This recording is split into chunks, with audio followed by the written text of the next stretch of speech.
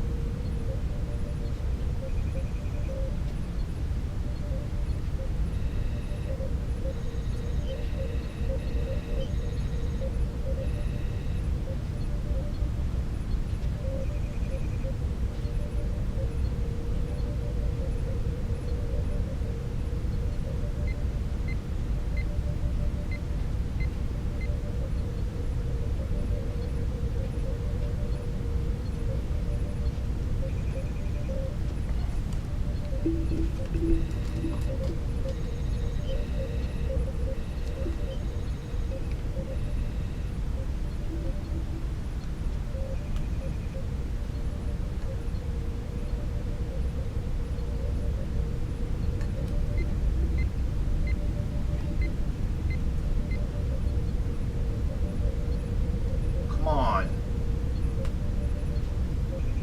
My goodness.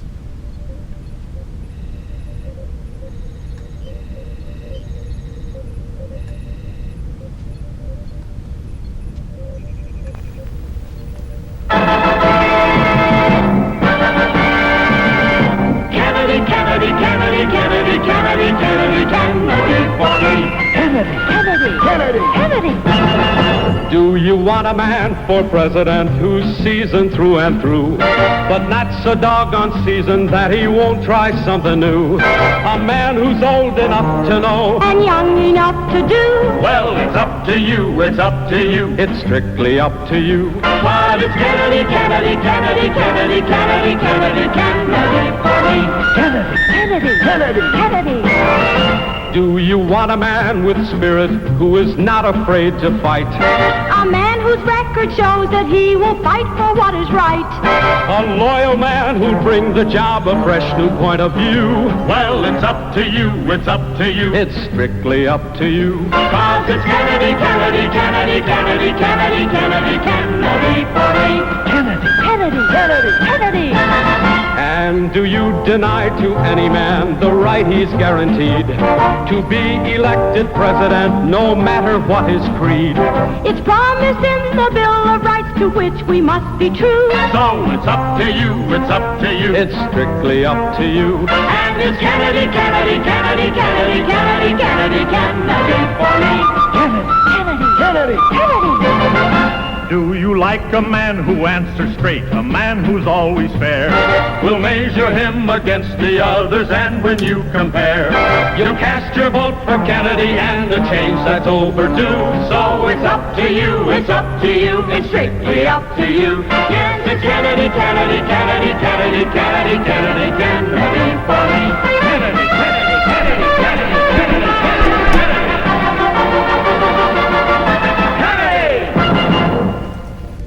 Welcome, welcome, welcome. From my humble second bedroom, here in the Saucon Valley, part of Lehigh Valley, Commonwealth of Pennsylvania, part of these United States.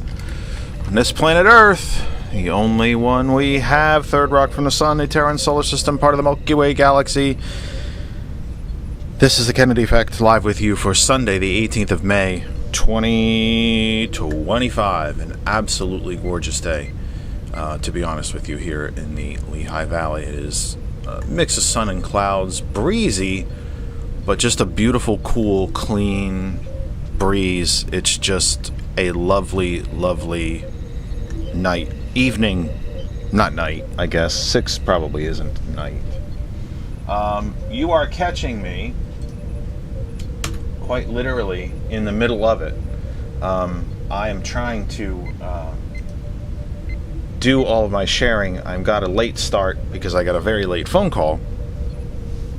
Everything is okay, generally speaking, but I did get a bit of a late start, so I am still trying to do the sharing of the program to the places where it belongs, and to all the places, actually, by the way, that allow us to be part of your corner, their corner, of the Facebook universe, including For Our Future PA, Lehigh Valley Stands Up, internet radio stations, community radio, the Lehigh Valley, RMK Productions, Free Syndicated Radio and YouTube, Leon Block Entertainment, Back to Blue Northeast,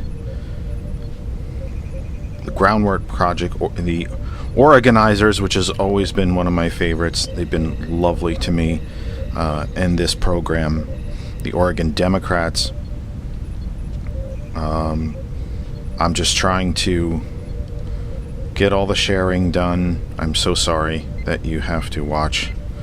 I thought it was better to start on time than to be late and make you think that there was no program. But maybe that wasn't the best choice. I don't know. I'm trying to walk and chew gum. And what I'm finding is that I'm pretty much pants at both. Which is a bit of a British colloquialism if you're not familiar. But I think we might be almost there. Almost there. Almost. We're there for that part anyway. And I still can't find my own show on YouTube, which is a great thing. I'm not sure why I can't find my own program. We don't appear... Well, it's for the 13th. I don't appear to be where I'm supposed to be on YouTube. I'm not sure what's going on with that one. Let's close it and open it and open it again and see if we're where we're supposed to be. Doesn't appear. Ghost Claw. I don't know where I am. I'm not where I'm supposed to be. This makes me so mad. Don't fall for this healthy dog. Oh my. Yeah, we don't need that. Oh, yep, there we are. You know what? I just realized it doesn't change. Huh. When I change the title of the program for you all, as to what the date that we're on and so on,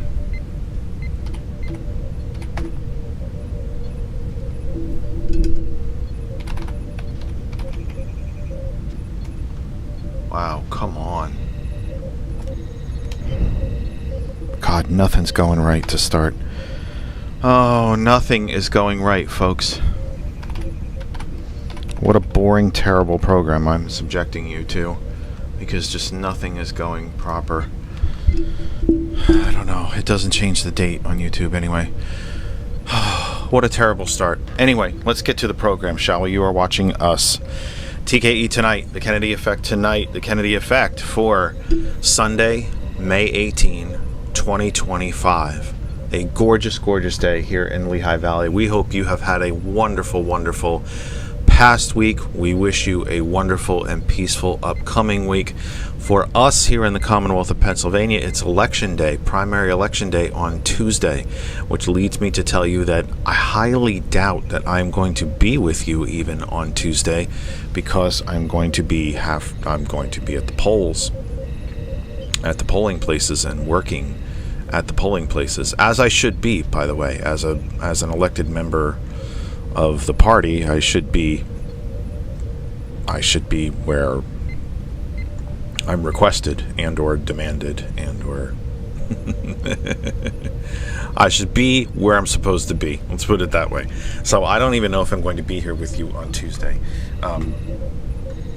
It is election day. If you are a fellow Pennsylvanian like myself, regardless of party. Now, we have closed primaries here in Pennsylvania, which means that independents cannot vote Non-affiliated cannot vote. Only registered Democrats and registered Republicans can vote. That said, if you are a registered Democrat, if you're a registered Republican, I ask you, beg you, implore you, urge you, encourage you, invite you, push you, whatever the right term is, whatever that proper term is, I strongly, strongly encourage you to get out and vote on Tuesday. Choose your candidates. Don't let them choose you. You choose them. If you have a candidate that you feel really strongly about, that you want to represent you and your party on, well, there is only one party left, but I think you get my point, and you want them to represent you in the November general election, then by God, go vote for them. Go make them the nominee. Don't assume it's going to happen. Don't let it slide by that it doesn't happen. Go make it happen yourself. Vote for these folks. I happen to believe very strongly that it isn't as easy as everybody thinks it is to run for office. Excuse me. Do I have water up here? I do have water up here. I happen to think that it's not as simple for folks to run for office as many people might think. It's not as glamorous. It's not always as fun. It can be a tremendous amount of fun. It's not always as much fun. You put yourself out there, especially in this time, this kind of era that we're in here in this country. You become a public figure, and that's not always a very fun thing. It's not always a very safe thing to become a public figure. And my hat's off, so to speak. I tip my proverbial hat, my thanks for Republicans and Democrats alike, for Greens and Independents and anybody that might be running in this primary election here in Pennsylvania and the primary elections that have taken place throughout the country. I say thank you and hats off to you for being part of the solution, not part of the problem, by running for office and trying to take what you believe to office. Now, I'm sure there's a great number of people within that fall in that category with whom I agree on almost nothing, other than, at least in my opinion, they still put themselves out there and should still deserve a little bit of credit. This is the Kennedy Effect live with you for the 18th. I almost said the 15th. That would have been entirely incorrect. For the 15th was last Thursday, so I'm not sure why I was even thinking of that. For the 18th of May, 2025, we are live right now on the Facebook pages of all of the following: Our Revolution Pennsylvania, the TCP Media Group, Hot101.net, and of course Ghost Claw Productions Radio. We are of course also live on our own home group Facebook page, That Other Side of Information, and we have shared the program to well over 100 different places across the Facebook universe. And if you, by the way, are one of those folks, please let me thank you more than I can even say. We could not do the program without you. When you take our program and you allow it to be part of the piece of Facebook that you yourself created, whether you are an individual, a group, and that group might be local, regional, national, statewide, planetary, Facebook page, whatever your group could be, large, small. It could be based in internet radio, it could be based in politics, it could be all the way across the country, like the fine welcoming groups in Oregon that allow me to post there every week, or it could be right around the corner here in Pennsylvania. We simply couldn't do it without you. We couldn't survive as a show without your help in that way. So thank you to all of you. Very, very much thank you to all of you for allowing us to be part of your piece of Facebook. We couldn't do it without you. I want to say a special hello, by the way, to all of the folks who might be watching and listening outside the United States. Hot101.net and GCPR have measurable solid, like actual real concrete numbers of folks who live outside the United States that take in the program. And I want to say a special hello to all of you as well, and thank you and thank you and thank you for listening to this very homegrown, humble, small internet and radio program based entirely on local, regional, commonwealth-wide, and national politics here within the United States, and some global affairs. We get into those as well. But for those of you outside the United States, thank you. If you're watching via Facebook or YouTube, I implore you, I really do beg you to drop a comment into the chat, and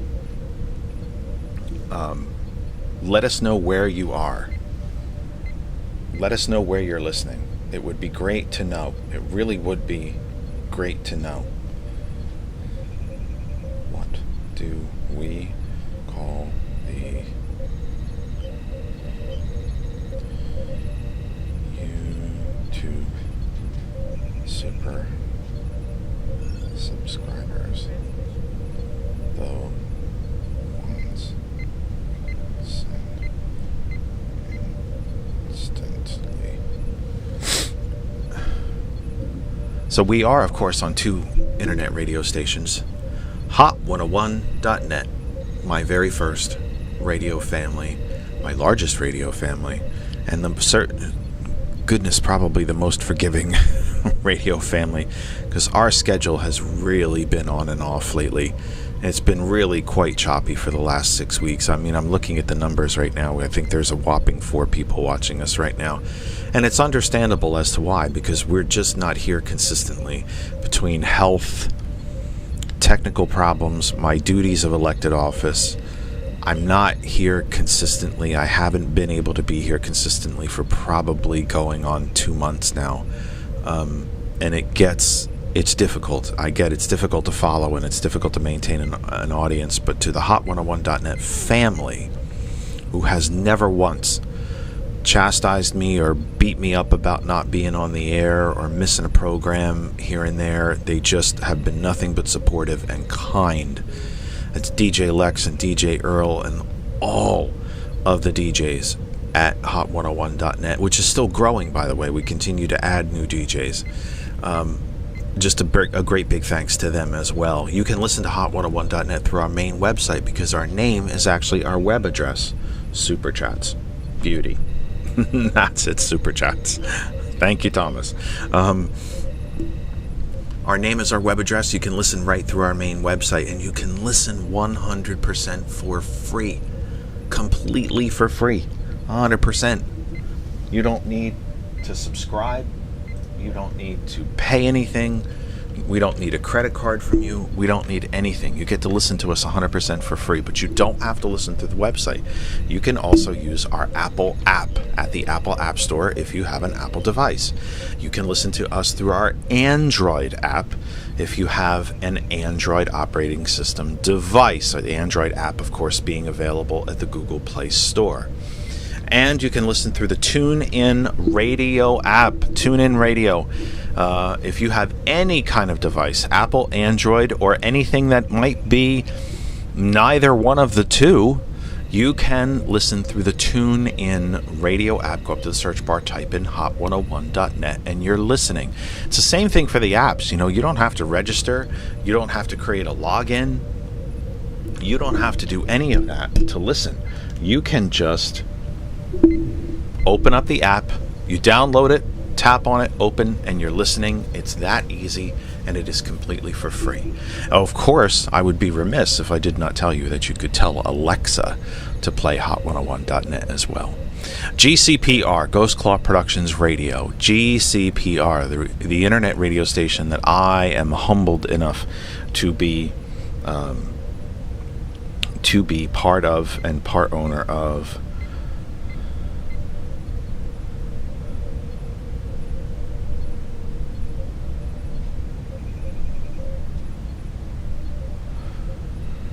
GCPR. Our website is really quite simple as well. GCPR.live. GCPR.live. GhostClawProductionsRadio.live. You can go to our website and listen again completely for free. The best price of all is no price at all. It's free. So come check us out. Our website, GCPR, we have a lot of stuff there. The shop is open for GCPR merchandise and merchandise surrounding the different shows. You can read bios on all of the show hosts. You can see our live broadcast schedule. You can read, like I said, bios about all the shows too. Like what is the show that you're listening to right now about? You can find who am I? Where do I come from? Who is my co-host? Who is my producer? You can find all that stuff out through our website, gcpr.live. We have a fully functional Android app as well. So if you have an Android device, you can go to the Google Play Store or to our website and find our Android app, download it, open it, and you're listening for free. An Apple app is on the way as well. And that is every place that we are for right now, and it's 6:21. A welcome to Donna and to Deirdre, who I think I had said hello to earlier, and to Randall, who has come into the program. It's a rough program. My brain is not with me today. I am struggling. I am hopeful that maybe some of the other hosts will pop in and help get me through this today. And also, I simply do not have enough words to tell you how much I hate this chair. This desk chair is just the worst, and I forgot to trade out chairs so that I could get through this program. Can you see me wiggling around as if there was like something sticking me in the back? I just can't get comfortable in this chair, and I can't stand it. These are first world problems, folks. Believe me. If you're homeless, the fact that I have a chair makes me something I think to be of envy, I should think. So trust me, these are first world problems. I'm not trying to tell you that my problems are worse than anybody else's, but it's the truth of the matter is that I hate this chair. I can't stand it. Anyway, a hearty welcome to all of you. You've been very patient through this first very rough few minutes of the program, and it hasn't been good. I assure you, it hasn't been good. But let's see if we can't get it a little bit better. Now, I put several topics in the header of the show. Some of the topics that I wanted to talk about today, and I hope that you will want to talk about them as well. Now, here's one thing that I did not, that I forgot to mention, is that the phone line is already open. The phone line is already open. 267-227-9189, 267-227-9189, 267-227-9189. You are welcome to take over the program. Take it over in the chat. Ask me questions. You folks, sorry, that sounds terrible the way I just said that, but folks, I gotta be honest with you. You don't know how much I wish you would ask questions. I actually tend to work a lot better when someone asks me a question and I have to answer it than I have to speak extemporaneously off the top of my brain. It might seem like I can speak forever and ever and ever off the top of my brain and that I never shut up, and I do 3 hours here on, well, I haven't done 3 hours here on a Sunday in quite a while, but I try like hell. But if you have questions about the goings-on of the day, or questions about one of my opinions, or you think I'm full of baloney, you are malarkey. Let me be a little more, even more Irish. Let me be a little less Pennsylvania and a little more Irish and say, you think I'm full of malarkey, then tell me in the chat. Ask me questions. Do whatever it is that you need to do. You can drive the program. You can steer the program. In that way, this program is a bit like sports talk. A caller calls sports talk. They want to talk baseball when the host wants to talk about basketball. Well, they just completely took over the program, and they steered the program in a different direction. So you can do the same thing, and I very much encourage you to do so. Your comments, questions in the chat on Facebook or YouTube. And I forgot to tell you, by the way, that we are live on 2 YouTube channels, the YouTube channel for Ghost Club Productions Radio, as well as my YouTube channel, That Other Side of Information. There's also a thing that I have been alerted to called Super Chats. You can be a Super Chatter. I guess that's what you would call it. You could be a Super Chatter on YouTube. Just open up the GCPR YouTube channel. You will see a little box that tells you how you can be a Super Chatter, and we invite you to be a Super Chat person as well. I guess you would be a Super Chatter, but maybe, I'm not sure. So, Donna says in the chat, I bought my son a new desk chair the other day. Leather, high back, has arms, pretty comfortable, $80. I'm going to have to think of something, Donna, because I hate this chair with more passion than I literally can express to you. And I really, if it wasn't going to be such a miserable thing for you all to watch, I would bring the chair across the way from me over here. Mike says, when has needing a brain been a prerequisite for talking politics? Amen. Spot on. No arguments here. If there has ever been proof, or ever needed to have been proof, that you don't need much of a brain to talk politics, let this guy be proof that you don't need much of a brain to talk politics. But anyway, yeah, you're right. I can't say much to that. I'd like to say, you know, how clever and so on I am and all that fun stuff, but you got me, Mike. I don't think there's really much more to be said about that. Did I just Forrest Gump that thing? I might have. I might have just, and that's all I have to say about that. I might have just Forrest Gump that thing. Anyway, what else is it? We have Randall, who mentions, I'm praying for President Biden and his family as they deal with cancer. Correct. If you are not aware, as of yet, I suspect that the overwhelming majority of you already know about this, but if you are not aware, around 4:30-ish p.m., might have been a little before, a little after, but it was in the neighborhood of 4:30 when the news began to creep out that former President leak slowly make its way out. That I don't mean creep as in like a creep-y person. I mean creep as in like slowly maneuver its way out. That former President Biden has prostate cancer. It is apparently a pretty aggressive form, and he is weighing his options currently with family and his doctors. And this is yet, unfortunately, if we're just being realistic about it, this is yet another time where it would be apropos to mention that the president is not a young man. He's 82 years old. So whatever treatments might be an option for him are going to have to be carefully weighed. He can't just deal with aggressive forms of chemotherapy that someone who's younger and in better shape might be able to handle. I would assume part of this is going to be that he's going to have to lose his prostate.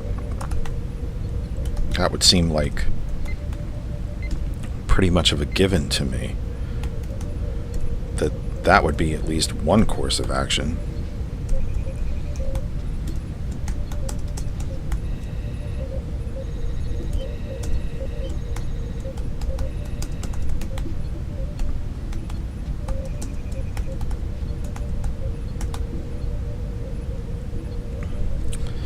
It's sad because it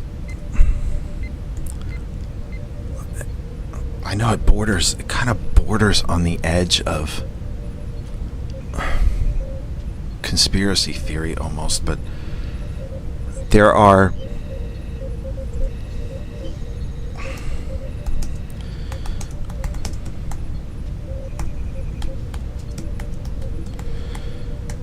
There are so many ways that we have done this to ourselves as far as cancers, pollutants, going back to when we had giant holes in the ozone layer, which we, through science, by the way, and taxes, corporate taxes, we healed the ozone layer. There was a dramatic increase in skin cancers at a time when the ozone layer had large holes in it. There was a Dust Bowl during the Great Depression. FDR helped heal the entire breadbasket of this country by using science. So many of these cancers that we face today, and I'm not here to tell you that President Biden has done anything to cause this cancer on his own, but the reason I think that we see more and more cancer in humans now is because of the way we live. So many processed foods, so many chemicals in the air, microplastics in the water. There's barely microplastics have been found to be floating as high into the atmosphere as to reach the International Space Station.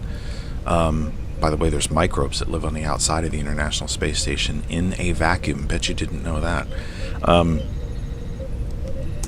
And it's just a shame that when I find out about anybody who has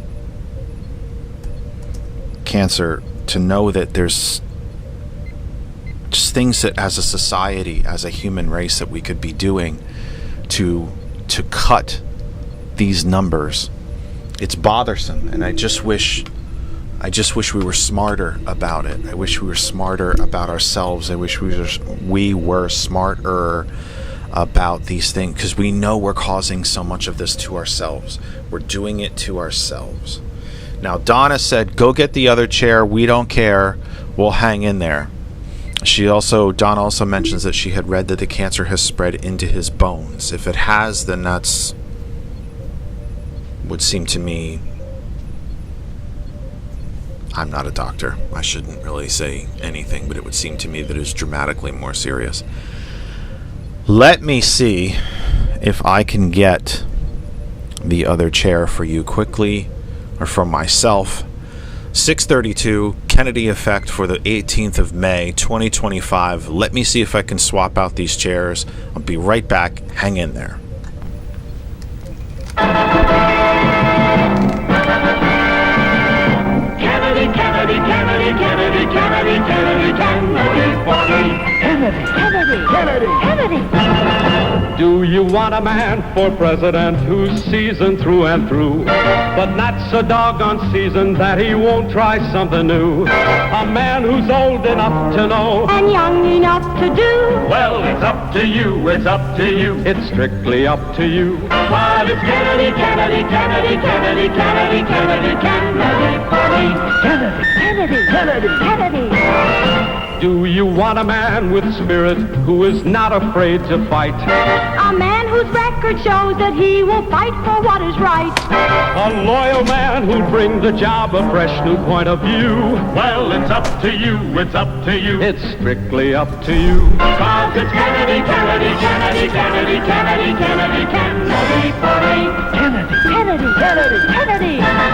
And do you deny to any man the right he's guaranteed to be elected president no matter what his creed? Well, that's going to be a lot better. That's going to be a lot better.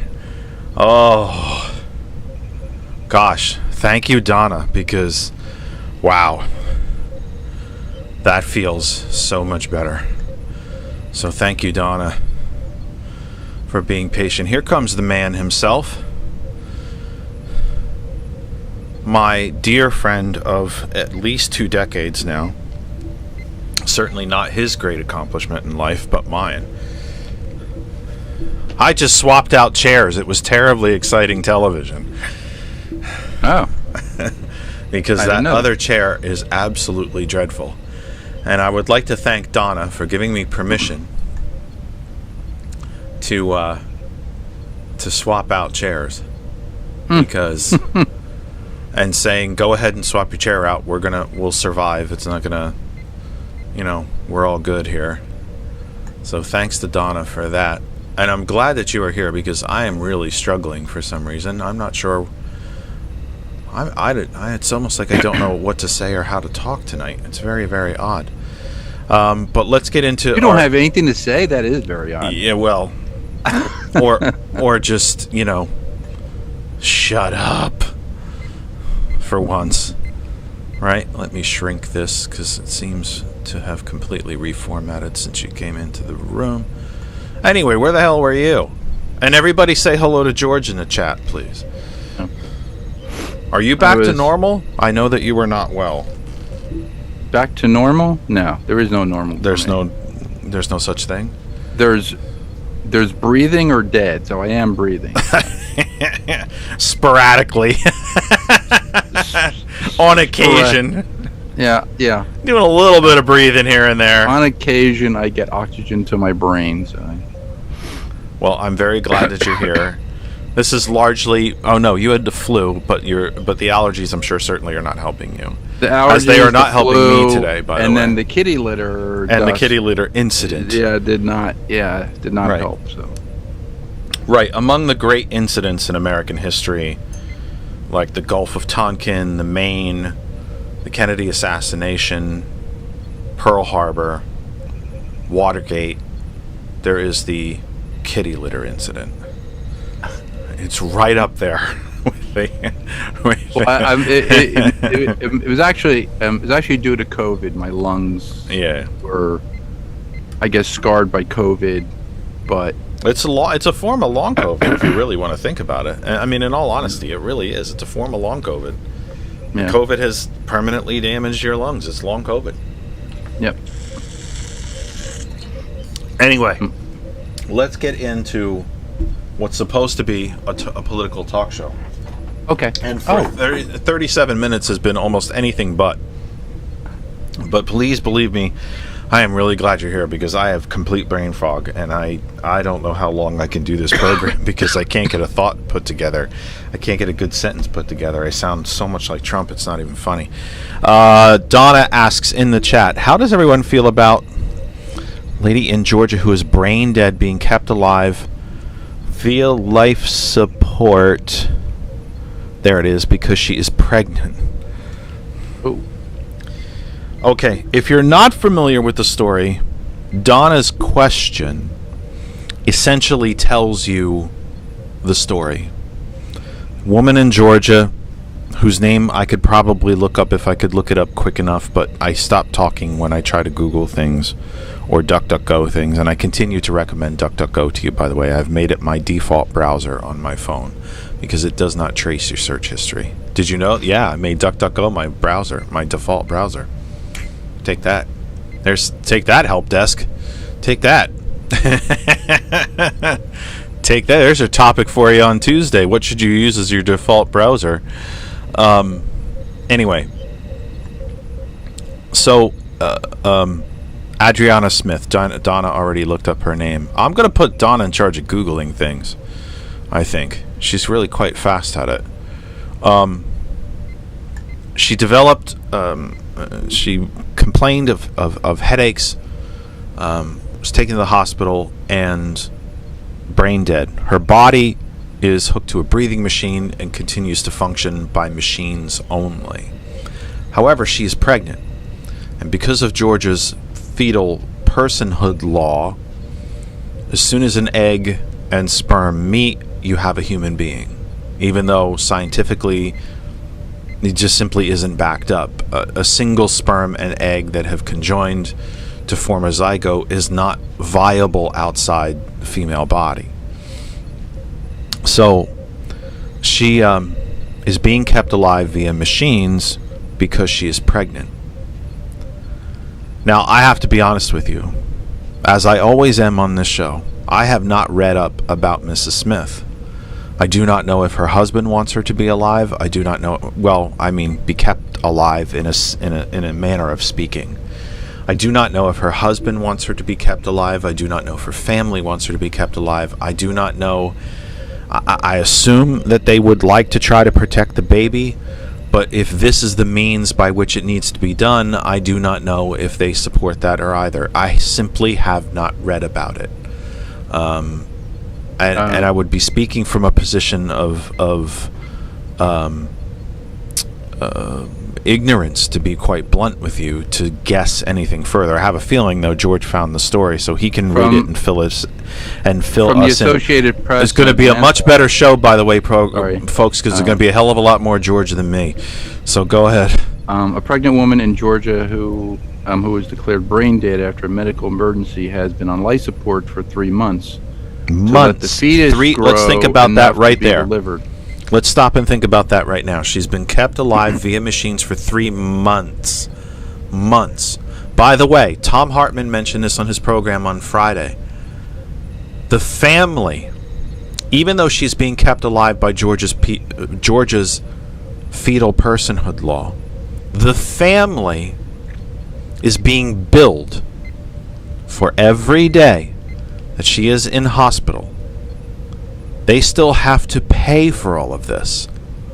So even though the state of Georgia is telling them that she must be kept artificially alive, they have to pay. They're going to have a hospital bill by the time this is all said and done in the tens of millions of dollars. All because we needed to throw red meat to the base in Georgia, and because Georgia is not a functional democracy. We have an epidemic of the failure of democracy across this country. Even before Trump returned to the White House, you had failing democracies throughout this country. Florida, Texas, Mississippi, Alabama, Arkansas, Iowa, Montana. The spread of the failure of democracy is not just a national event. Project 2025 made it a national event, but individual states were failing or failed democracies even before Trump returned to the White House, Georgia included in that list. So, George, if you wouldn't mind, please pick up reading from where you were reading.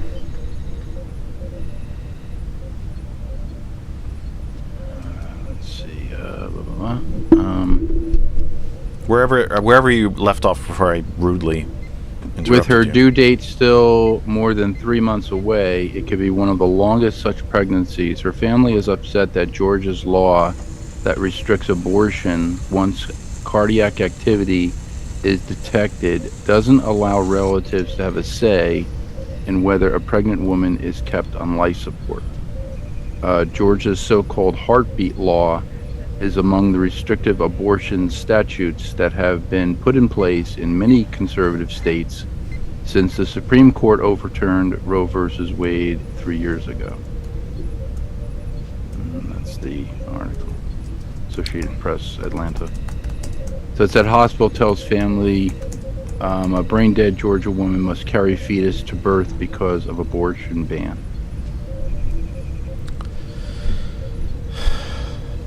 Remember when Republicans used to be the small government party?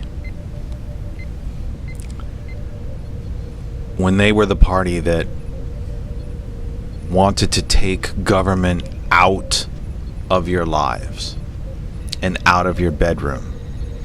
One of their old, now of course condemned to the dustbin of history, arguments for cutting taxes was that you knew better what to do with your money than the government. Well, it turns out they are not the small government party. Totalitarians, dictatorships, fascist regimes are not small government. They are all government. Government controls everything, including whether you live or die, whether you give birth or not, whether you work or not, where you work, how you work, what kind of education you have, what you learn or don't learn in that education. So my thoughts, Donna, from a more Donna and all of you, but because Donna, I single out Donna because she was kind enough to ask the question to stimulate the conversation. How do I feel about it? I'm angered by it. But then again, it is a living, no pun intended, it is a living example of how Georgia is no longer a functional democracy. And to an extent, how the United States as a whole is no longer a functional democracy. The state is determining whether this woman's body must continue to function via machine or not. Not her family, not her husband, not science.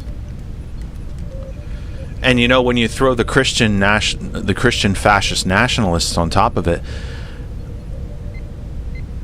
Miss Smith's religion or faith, if indeed she had any, have not been included in this decision.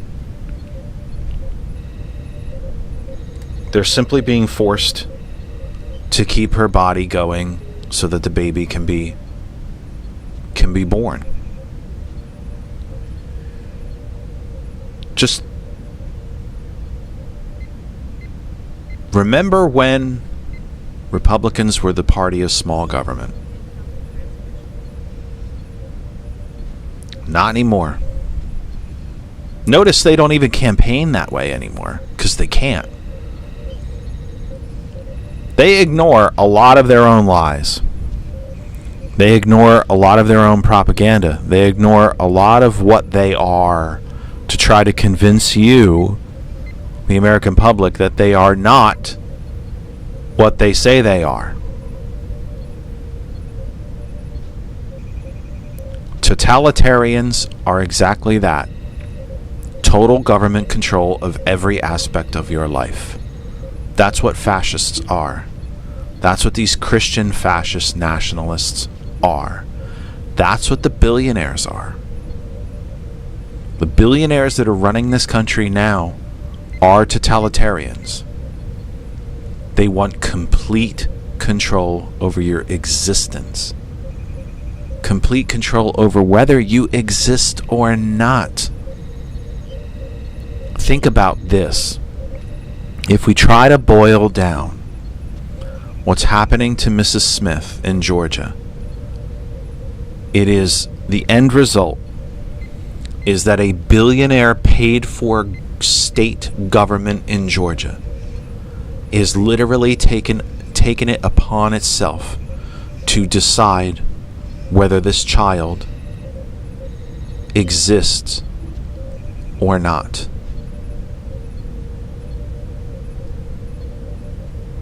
That's the truth of it. Government is now deciding whom exists. I think I'm using that grammatically correct. I think I am. Whom exists and whom does not. No, it might be who. Somebody can correct my grammar, by the way. It'd be awesome if somebody did that. Donna mentions in the chat, I listened to a nurse on TikTok who said that when a person is brain dead, their body starts to decompose. So you have to have the fetus developing in a rotting body.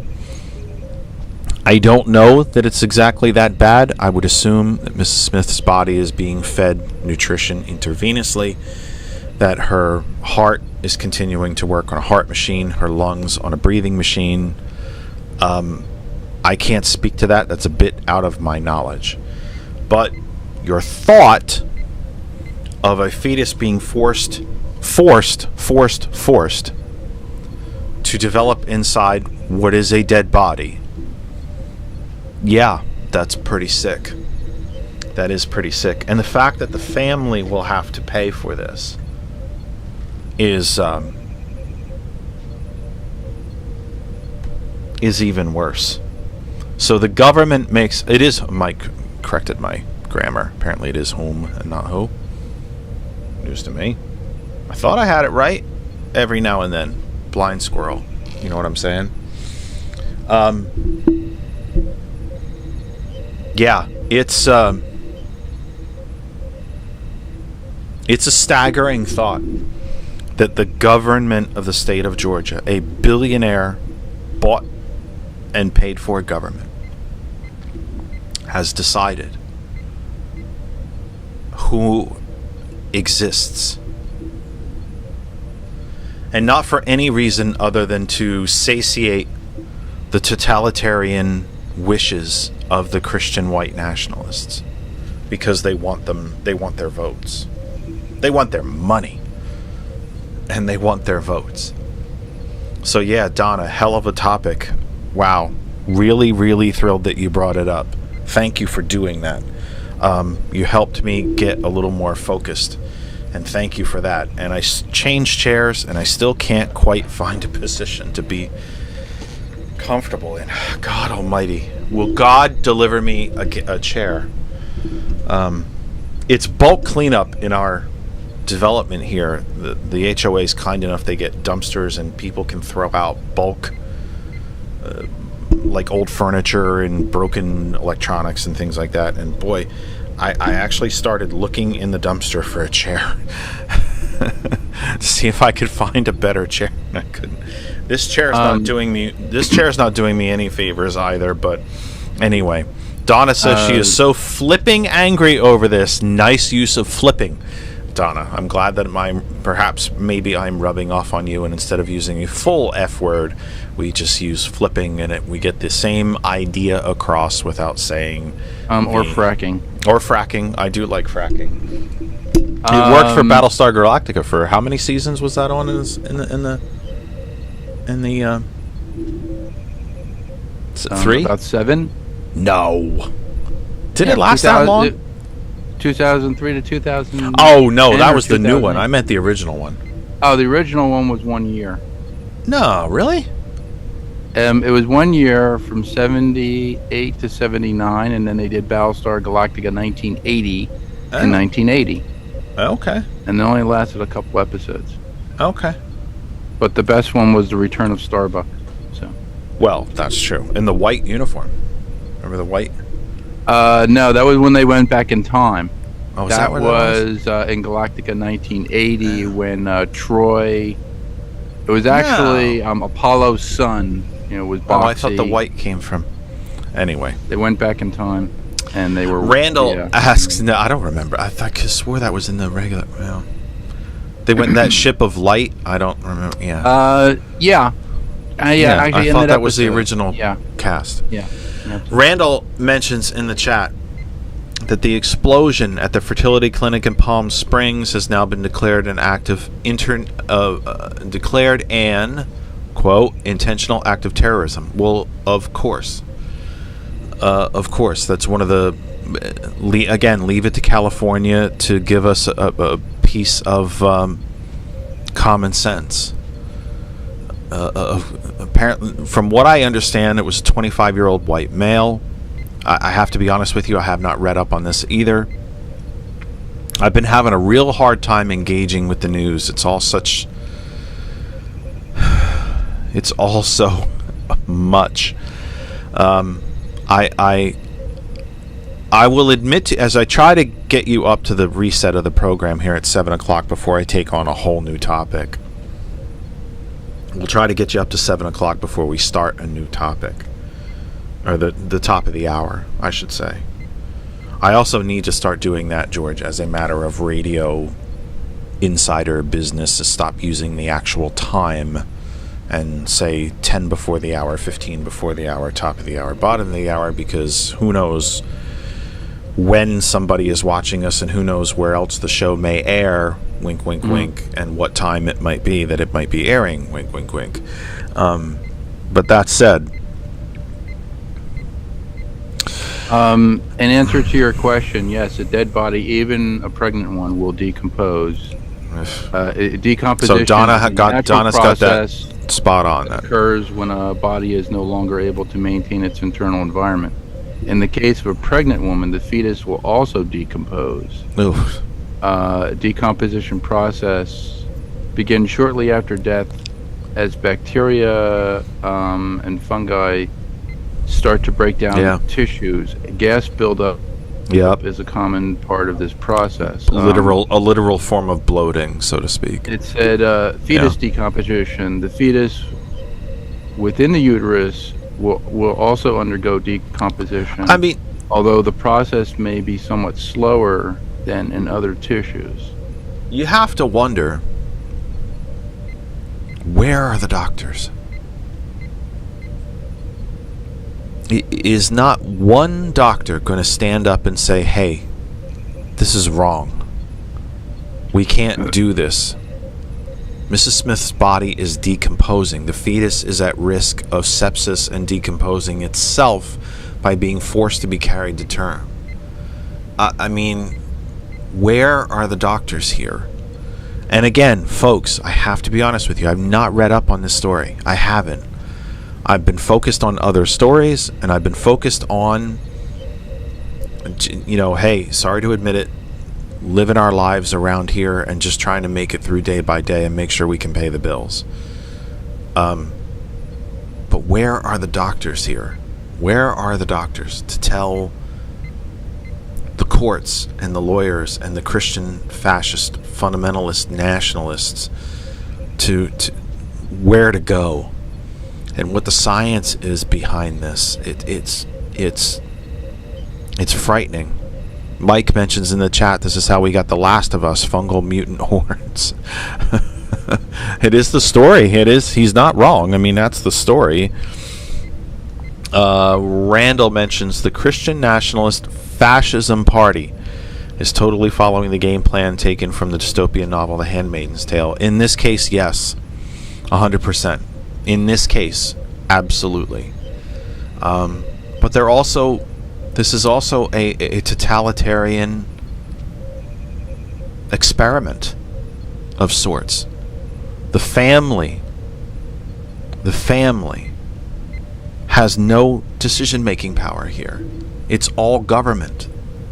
That's totalitarianism. Government deciding who lives and dies. And now, Donna mentions in the chat that the child will more than likely be born blind. And more than likely will never walk, not to mention all the other things that can go wrong. Grandparents are in their 50s. They will be expected to care for the child. Mrs. Smith has another child as well. Do you think the government, this totalitarian fascist government in Georgia, is going to help that family pay to raise the severely disabled child that looks to be on the way? Are they going to help them pay the tens of millions of dollars in medical bills that they're going to be subject to by the time this baby is born? Of course not. Because billionaires don't give their money to regular people. They give their money to each other. If they give their money at all. It's a story that's really disturbing on a lot of levels. And to be quite honest with you all, I hope to God it bothers you. I hope it makes you squeamish and uncomfortable. I hope it makes you a little queasy, a little uncomfortable in your chair, if you will, to even think about. Because if the government can decide this, what can't they decide about your life?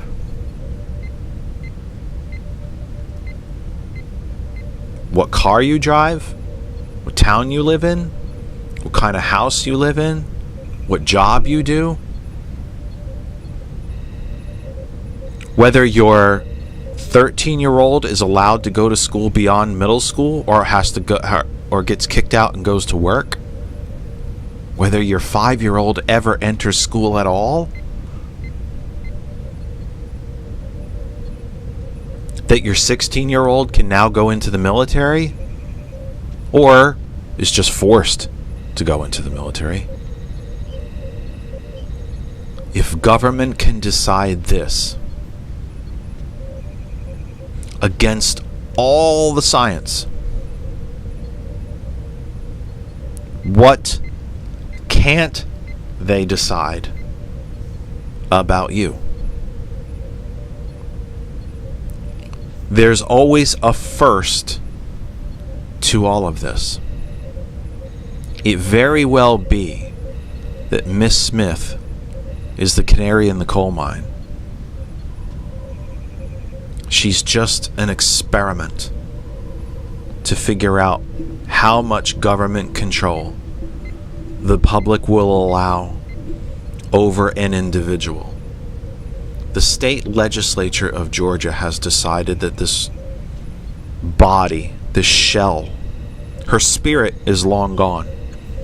And dear God, I hope her spirit is in heaven and is at peace. No more pain, no more sickness, and that she's returned to the loved ones that she has lost in her life previous. That's what my faith tells me. My faith does not have to be your faith, and nor am I trying to put my faith on top of you. But that's what my faith tells me. Her spirit is already long gone, and in a better place. Her body is now a governmental, totalitarian experiment. How much government control will people put up with before they say no more? And maybe that's a much deeper way of looking at this, and maybe it's a way of looking at this that Donna didn't even want to know about in her question, let alone me spew on top of her. But that's what my faith tells me, is that her soul is in a better place. Her body is a totalitarian experiment, is what my politics tells me. 7:02 Eastern Time, entering the second hour of the Kennedy Effect for the 18th of May, 2025. It has begun to cloud up a little bit outside. Perhaps you notice the glare is not quite as bad. It's not good television for me to leave the windows open to the natural light coming in, but I like to look out the window. It makes me happy. So I continue to leave the windows open and try to get some natural light in here. And besides, I think I actually look like I have a tad bit of color to my face when I try to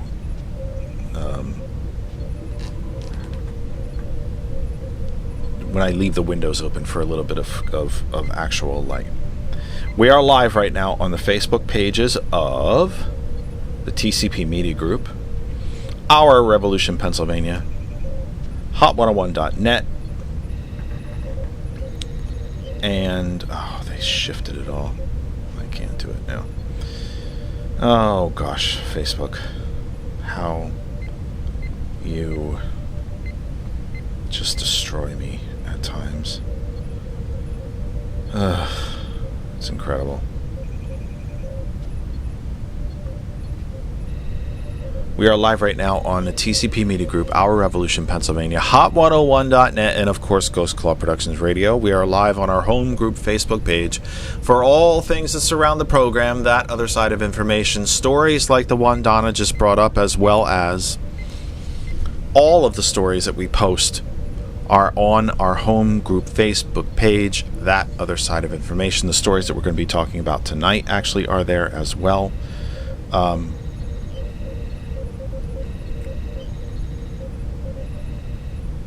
And you can follow us and kind of keep up with the program, really, even when we're not on the air. So let me tell you about on the air. We probably will not be with you on Tuesday because I will be working at a polling location after I work my 9-hour job, and the polls don't close until 8 p.m. so I just don't see how I'm going to be able to get back here to talk to you on Tuesday night in time. And because there are other programs that have to be on the air around us, I can't just pop on when I want and stop when I want. There are other people around and I have to keep them in mind, and I have to be thoughtful to them as well. And so yes, that would take care of that. I don't think that we will be here Tuesday, but we will be on Thursday. Next Sunday, of course, is Memorial Day. We won't be with you then either. It's just been I'm telling you, the last 2 months have just been very choppy. And for those of you who have been kind enough to stick with us through this very, very choppy schedule, all I can say is thank you, because it really has been, it's been very, very choppy. And it's been probably really difficult to keep up with when we're here, when we're not. And yeah, so there's that. The audio of the program blasts around the globe via 2 global internet radio stations, hot101.net. Our name is our web address. If you can connect to the internet anywhere on, above, or below the earth, you can listen to hot101.net 100% completely for free. 100% for free.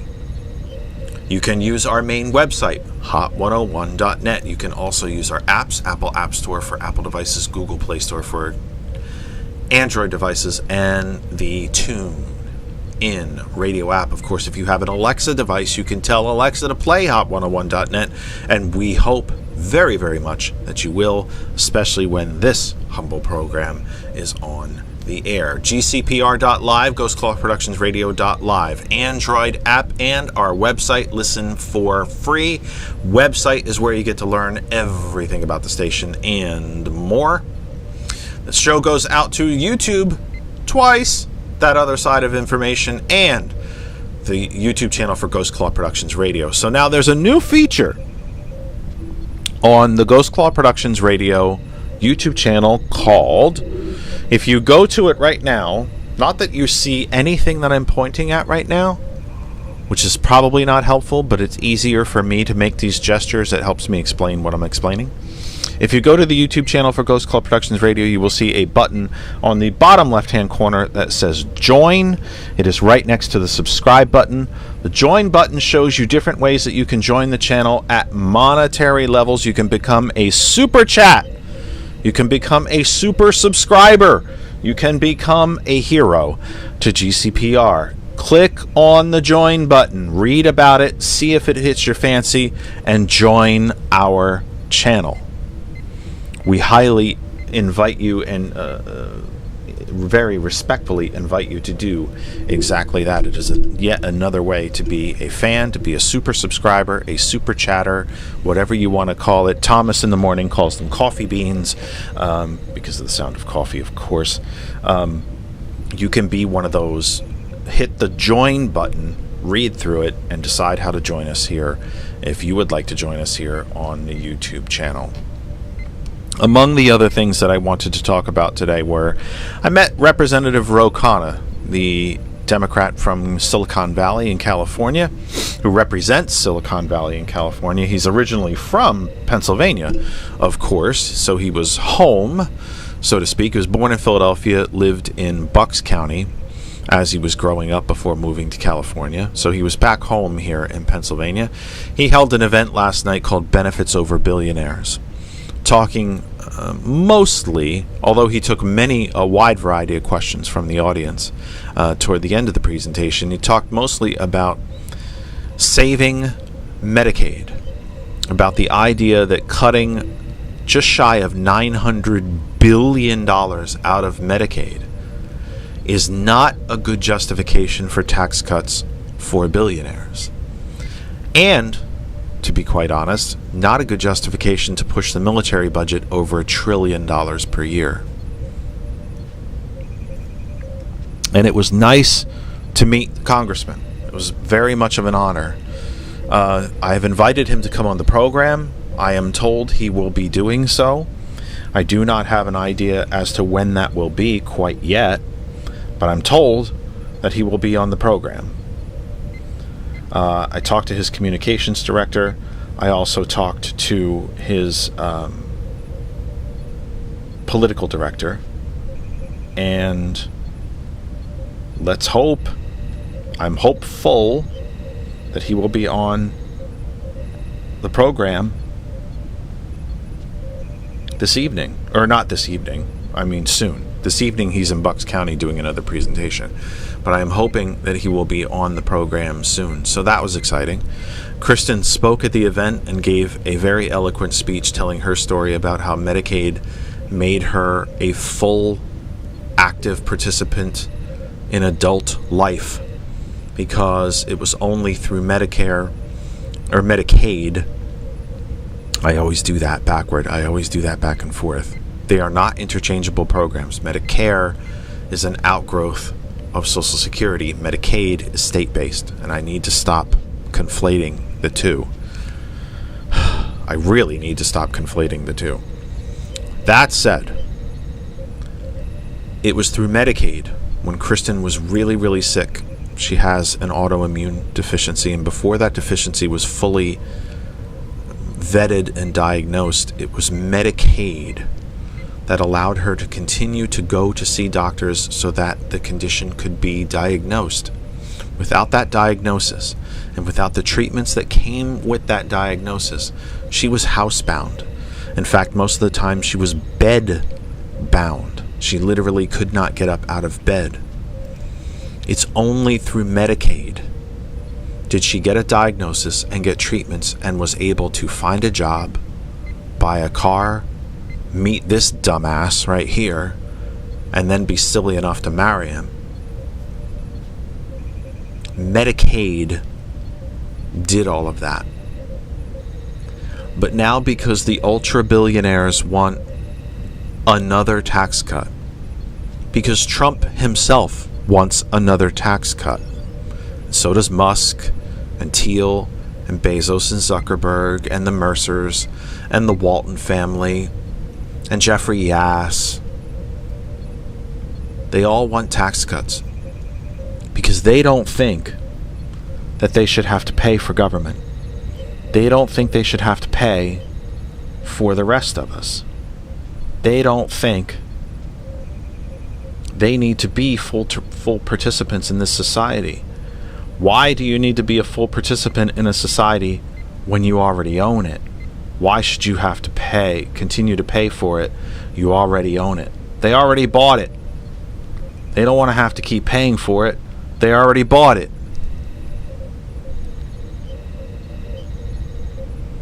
And yeah, I don't think it's any more complicated than that, by the way.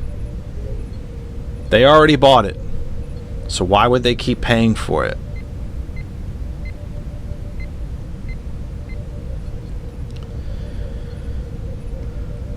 So how do you get yourself a new tax cut? Well, you can borrow money, which we know deficits and debts go up under Republicans, they go down under Democrats. That's just a fact. It's just a fact.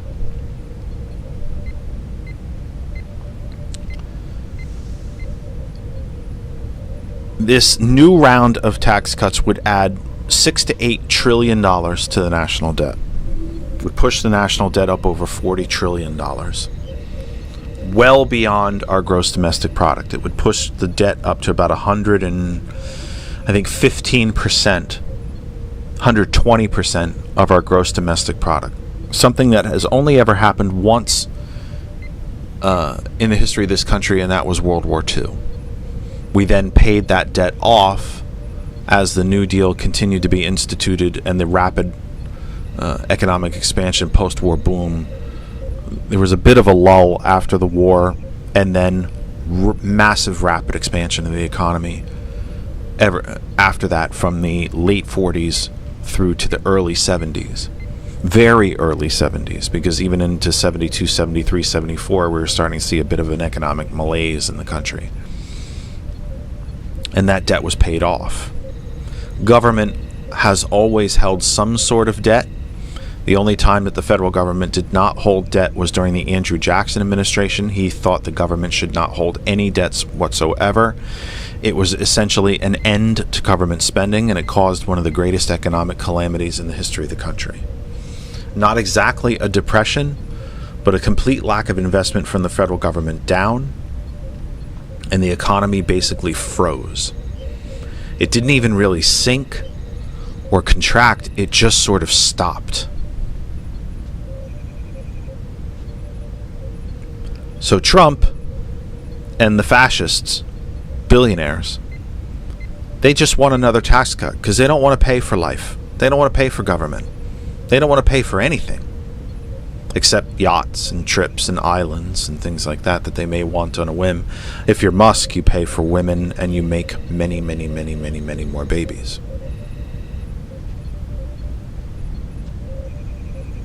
So we're talking about $4.5 trillion in tax cuts, which by the time those tax cuts see their full implementation and inflation-adjusted dollars, will add $6 to $8 trillion to the national debt. So how do we help pay for that? Well, they don't want to borrow the entire $8 trillion,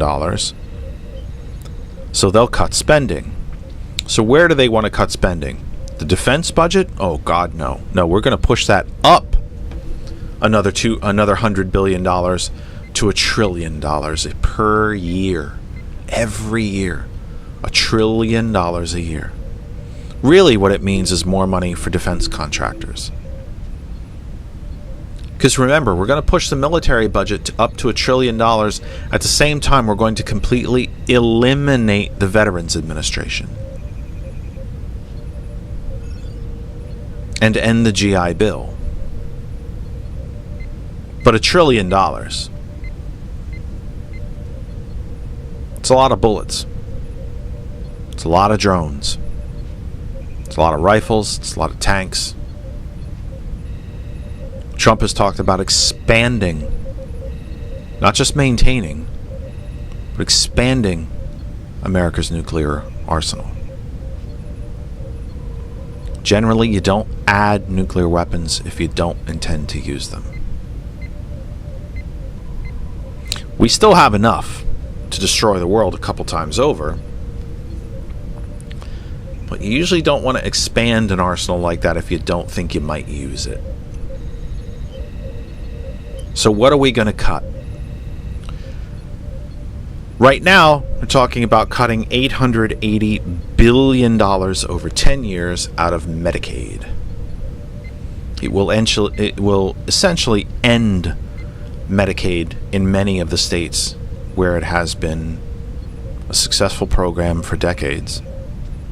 It will certainly end the Medicaid expansion under the Affordable Care Act in many, if not all, of the states that took the Medicare expansion, the Medicaid, damn it, I did it again, the Medicaid expansion money.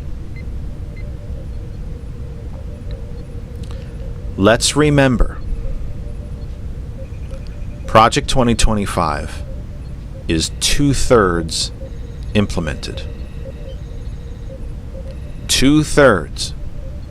Project 2025 is 912 pages in length. So about 670 pages or so.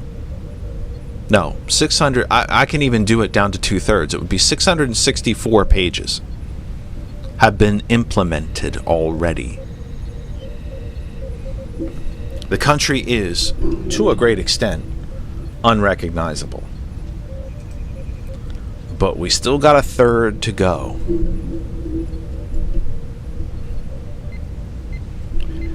Among what is listed in Project 2025 is not just the cuts in Medicaid, Medicare, and Social Security, but the end of these programs, to have them completely shut down. It almost makes George W. Bush look like a hero.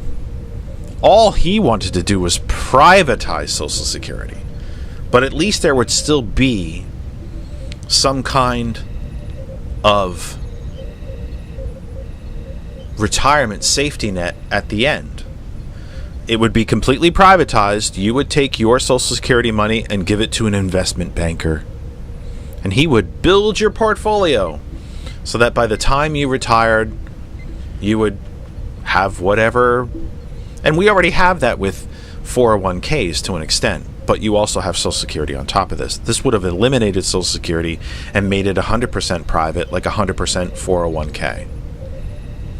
Project 2025, nah. Privatizing it didn't go far enough. Let's eliminate the program entirely.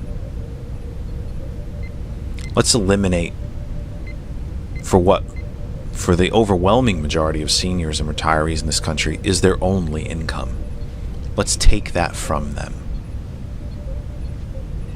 For those on Medicare, their only source of being able to see a doctor, let's take that from them as well.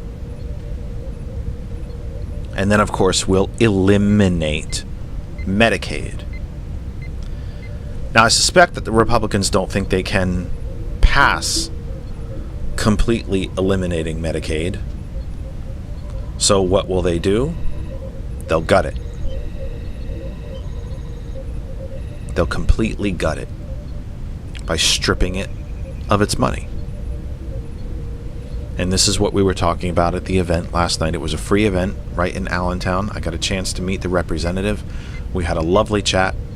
I invited him on the program. I am relatively optimistic that he will actually come on the program.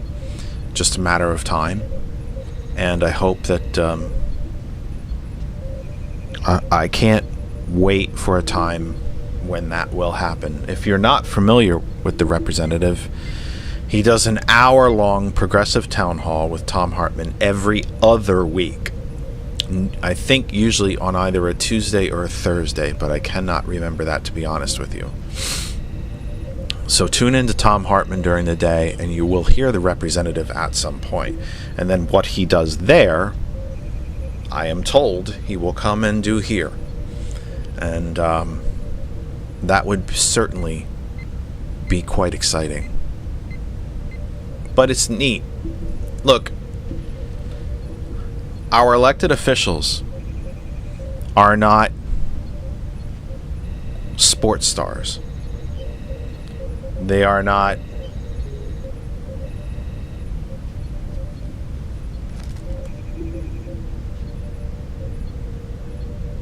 I'm getting a second set of audio coming back through my headset. Are you getting anything? No. It's not the background noises. It's a voice. And I have to be honest with you, I don't know where it's coming from. I'll check Hot 101. No, it's not music. And everything on my side says that Hot 101 is running perfectly fine. Same for GCPR. So I'm not trying to shoot down your theory. I'm just saying it looks normal on my end. I am getting a voice coming back through my headset, and it's not the background noises that you and I use. It's a conversation. I keep thinking that maybe somebody's downstairs. Does it sound like Rosebud or? Unless Kristen got home and I don't know about it. But it sounds like there's a second conversation coming through my headset. That's very strange. That's really quite strange. I was on a roll. I had finally developed some focus. I was finally doing my show. My brain had finally engaged. And now I'm hearing something different. Oh, I can't take it. Anyway, I think sometimes we look at our elected officials when we meet them in a situation like that as if they are somehow movie stars or celebrities. I do think that the infotainment the infotainment that news has turned into kind of makes these folks TV stars. Randall says there's nothing coming through on his side through Facebook. Good! I'm glad. It's not supposed to be coming through. But it is here. And I'm not sure what it is. But don't worry. Thank you, Randall, for checking that. Please know that I deeply appreciate that. And for telling me that. I think there's just a weird something happening. I hear the Caliente music in the background and you talking at the same time. Oh, really? Yeah. Oh.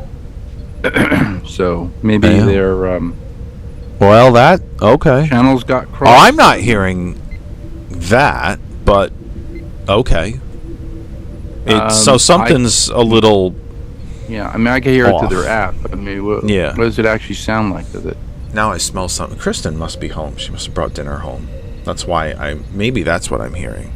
Okay. But I hear something. I mean, it sounds like I don't know.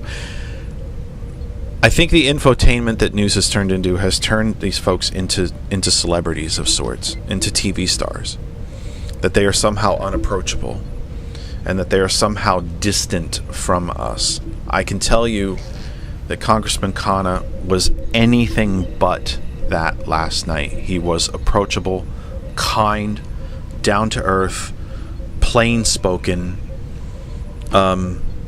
I wouldn't say soft spoken, but he sure as hell didn't yell at us.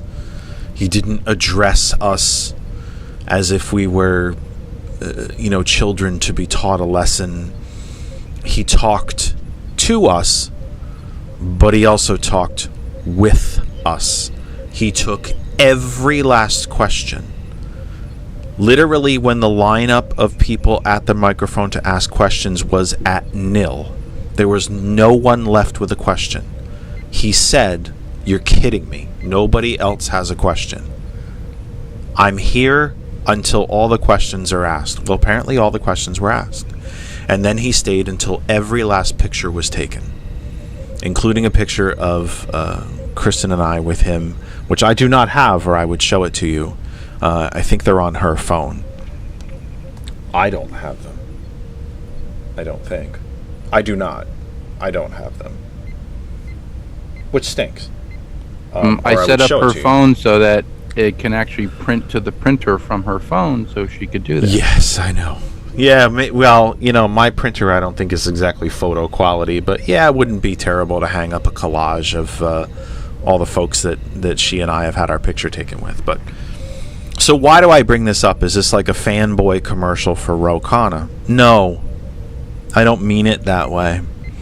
I mean it that that you can go to these events. These events are happening to you and with you and in your areas. Go to them.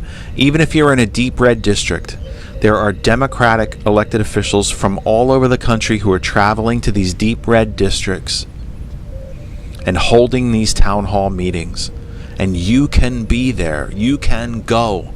You can learn. Here's one of the most interesting things that happened from last night. There was a group of counter-protesters. They had a truck whose entire back was a video board.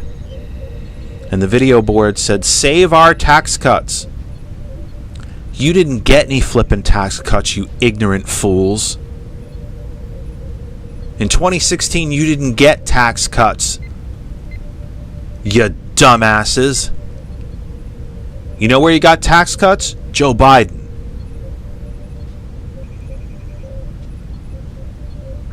And as we walked by them, I asked one, "I'm sorry, whose tax cuts is it that you want to save? The billionaires? Because you didn't get any." Now, of course, I did not get an answer, but they began to chant at us. Because, that's like sticking a pin in a voodoo doll. They began to chant, "Fired up, ready to go, fired up, ready to go." Does anybody know where "fired up, ready to go" came from? That would be the 2008 Obama presidential campaign.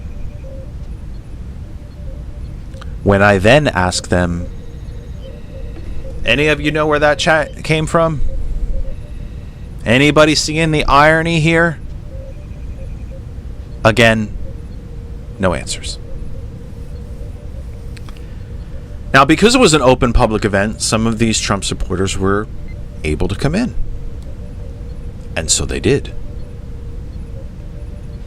In the back of the room, they began to aggressively, but never threateningly or violently question Representative Khanna.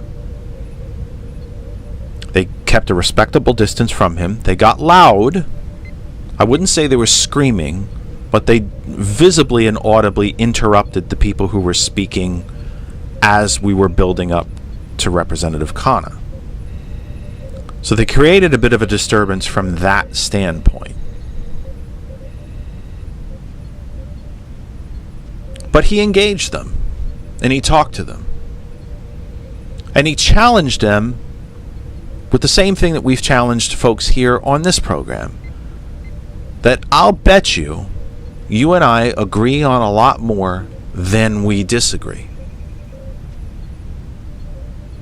They talked about lowering prescription drug prices, about raising taxes on billionaires, about taking care of veterans. And they agreed about not cutting Medicaid.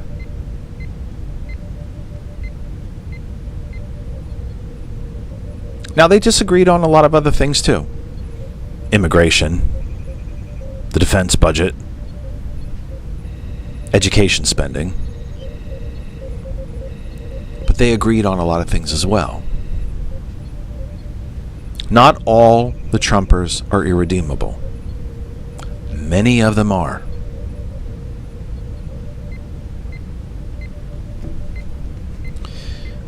Republicans who are entirely too gutless to hold town hall meetings and have been ordered not to hold town hall meetings by their leadership will always claim that when Democrats, liberals, progressives, insert proper term here, are protesting outside of their offices, that those are paid professional protesters. Folks, I saw paid professional protesters last night. Because the people who were protesting to quote-unquote save their tax cuts, none of those people got a tax cut. And by the way, not ironic in any sort of way that they were all white. And that they were all young. Young to the point that many of them were probably not paying income tax when the first Trump tax cuts went through in 2017. Because they were probably too young and they weren't even working. And if they were working, they didn't make enough money. So you want to know what paid protesters were? That was last night. 3 of these Trump supporters stayed in the room for the speeches. Being the semi-ADD person that I am, I couldn't sit still for most of it. I sat still long enough to record Kristen's speech, which was, without any bias whatsoever, brilliant. I helped write it just a little bit. Not much, but tiny bit. But it was brilliant. But of course it was brilliant. I'm married to her. If it was terrible, I would tell you it was brilliant, except that it wasn't terrible. It was absolutely flipping brilliant. It was a wonderful speech. It was well crafted, well written, and well delivered. And I kept watching the 3 Trump supporters that decided to stay in the back. We got them chairs, we got them water. They were welcomed. When Representative Khanna took the stage and began to speak, he addressed these folks and told us all the story of how they had met outside. He invited them in, they continued to talk, and then he broke into the main body of his speech, which, I must admit, sounded very much like a campaign speech. 2028 is not that far away. And as he began to make his various points and his applause lines, the 3 Trumpers in the back, well, Yeah, absolutely. Oh, we agree. We agree with you 100%. So this leads us to a question then. Did they actually agree with Representative Khanna, or were they trying to be polite?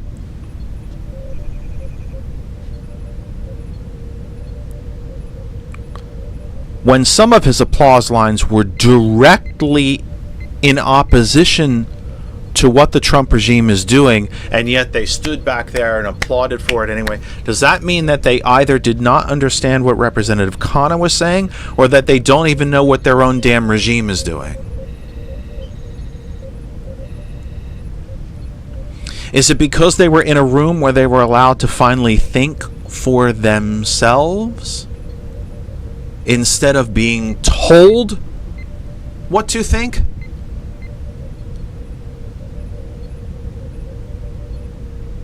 Or does it prove that Trumpers have no real flippin' moral compass to start with and no real core beliefs?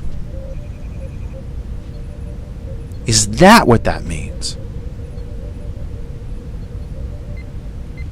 Now, Donna mentions in the chat, were they being sarcastic? Honestly, Donna, I don't think they were. I could be wrong. I did not get to speak to any of them. They left before I had a chance to talk to them. I would have invited them here. Now, to be honest with you, I'd be absolutely gobsmacked if they'd come. But I would have invited them. There's really not anybody I have not invited to this program. We've taken calls from Trumpers before. They would be welcome here. By the way, I found out where the voice is coming from. It was Kristen. Now I know where the voice is coming from. It's not, Mike mentioned it's the voices in your head. Possibly. What the voice in my head is saying is buy a new chair. So, there's that. But, and I wonder what you might possibly think. It's a hard question for me to ask you. You weren't there. But what does that mean? When they literally stood up out of their chairs to applaud the congressman. Were they being sarcastic, Donna? I don't know. Truly, honestly, I answer you to tell you, I don't know. And I'm not afraid to tell you all, I don't know something when I don't know something. And I don't know. Daisy is having her 2 cents put in. You can probably hear her barking. She's contributing to the program. I think they were finally possibly hearing a different point of view. And a point of view that made sense to them. A point of view that they could actually agree with. I've told you the story on the program before of the documentary, What Happened to My Father. A man who retired from his job, he had nothing to do during the day and started watching Fox News all the time and became this exceptionally radical right-wing Christian nationalist. His family, including his wife and children, went into the cable box and actually used the child blocking tool to block Fox News. They left him with CNN and MSNBC, and he returned to the original political persuasion that he had held his entire life to that point. Perhaps these folks, and to their credit, were willing to take in a different point of view. And it ended up being a point of view that they actually agreed with. Because instead of being told what to think, they were asked, well, have you thought of it this way?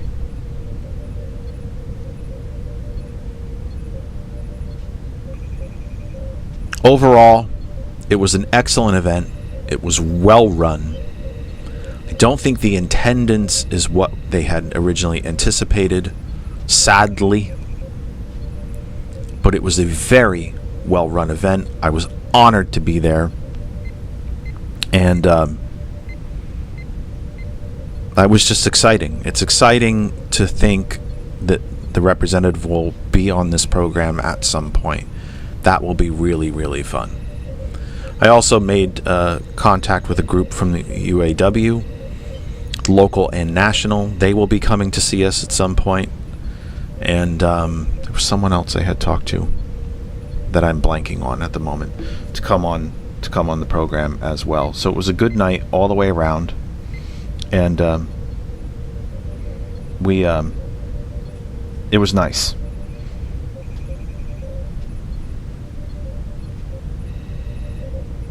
It was nice, and I hope that I hope he comes on. It would be so great. Let me just be honest. It would be so great. It would be so great. Ito in the chat says, I'm not going to lie, I was going to say the voices in the head too. Where were the voices in my head? Fair. Very, very fair. As I said, the only voice in my head right now is telling me to get a comfortable chair. It's literally the only thing I can think about right now.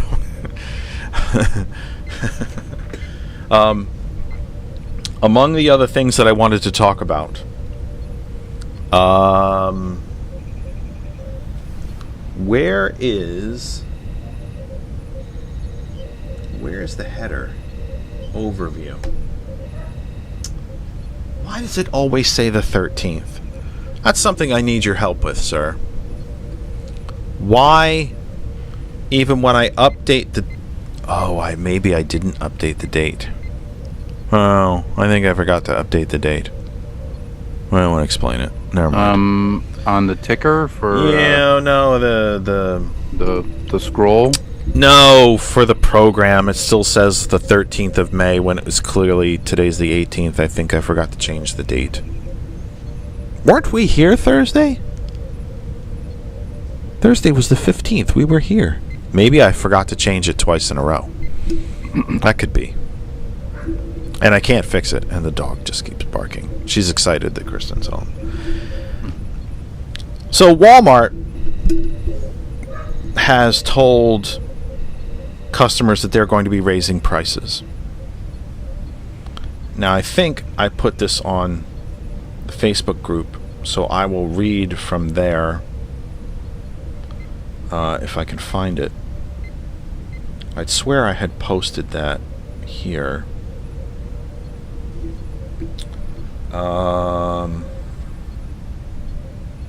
Oh, where'd it go? We talked Thursday night about how Walmart has said that it was going to raise prices because of tariffs.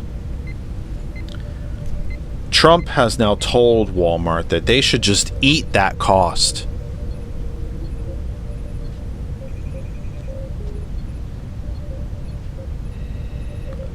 Has Trump ever ate a tax cut? Has he ever just accepted a tax increase? He's eating a lot of McDonald's. Fair.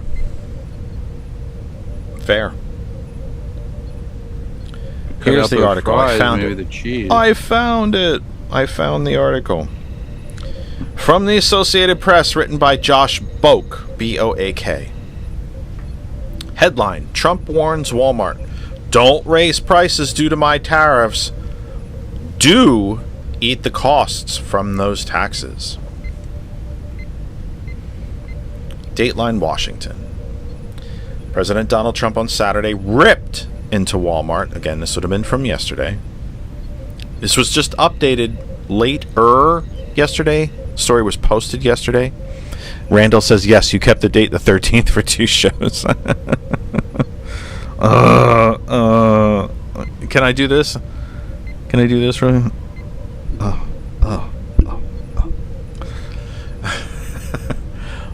I guess I did. What can I say? I'm not perfect. I'm not even close.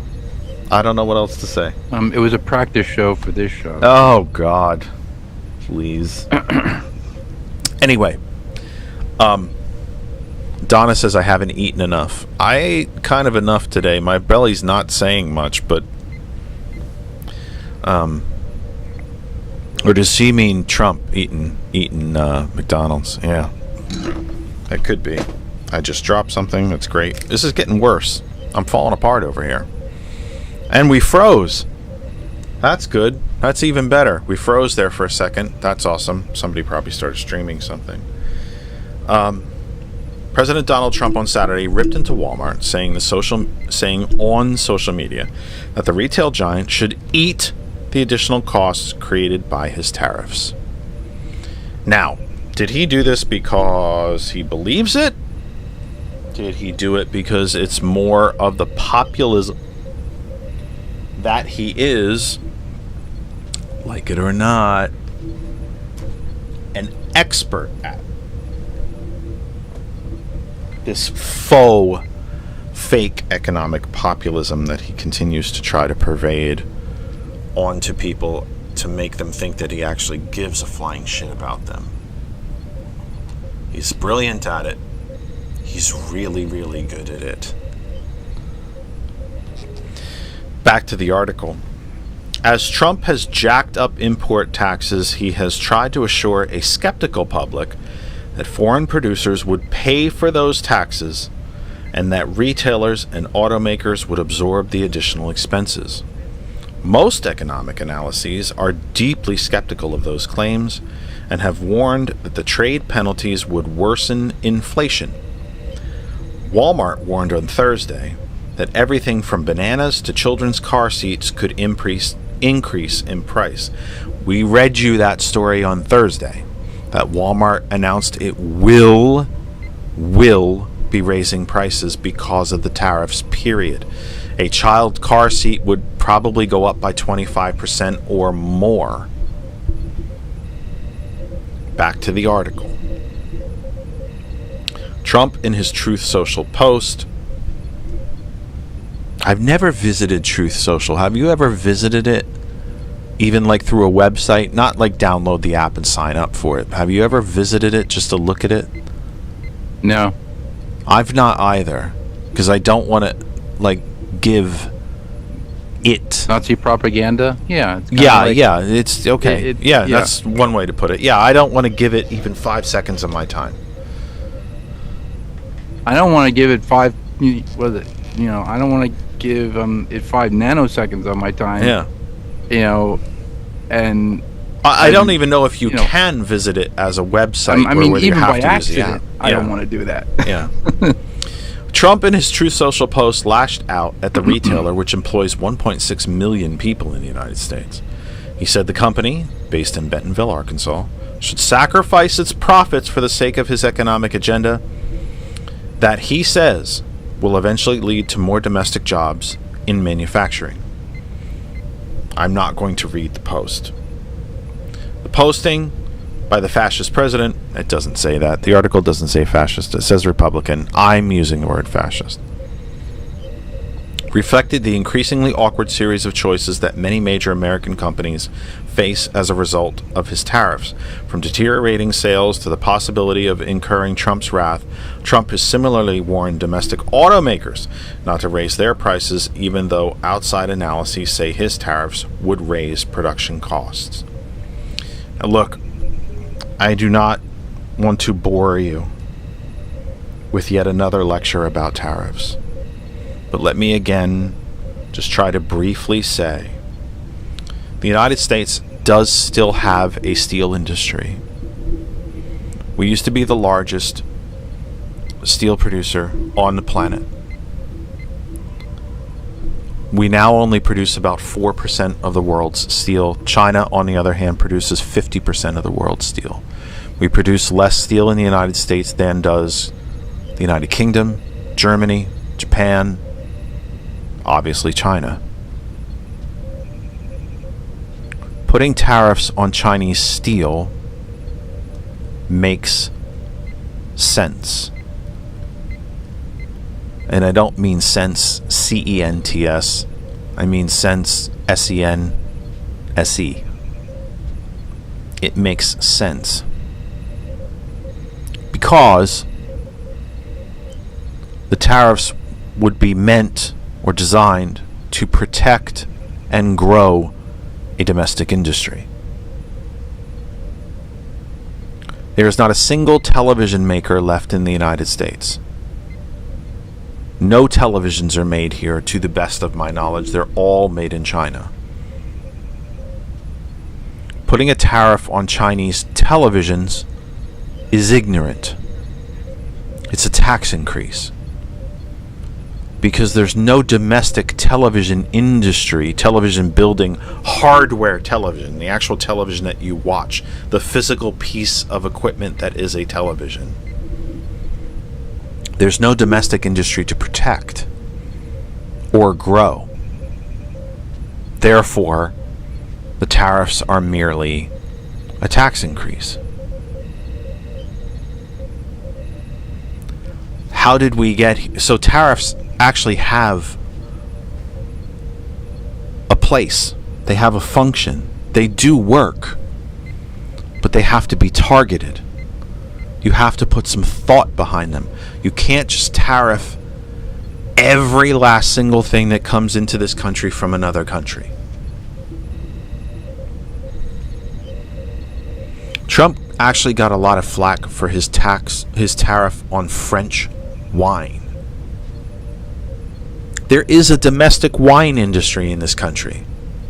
Those tariffs arguably would protect and help grow the domestic industry. Putting a tariff on Mexican avocados does not. I actually don't think there are any avocados that are grown in this country. And if they are, it's such a small number, it could never keep up with demand. So putting a tariff on Mexican avocados is a tax increase. So that means that we get 2 voodoo dolls this year instead of 30. Right. Yeah, kids don't need 30 voodoo dolls. They only need 2, apparently. I need 2. Right. Need a lot of pins, though. Pins come from Mexico, though, right? Or do they come from China? I would assume China. Okay. When in doubt, regardless of what the item is, whatever you can possibly think of, when in doubt, it probably comes from China. It's a pretty safe bet. We also have to remember how we got here.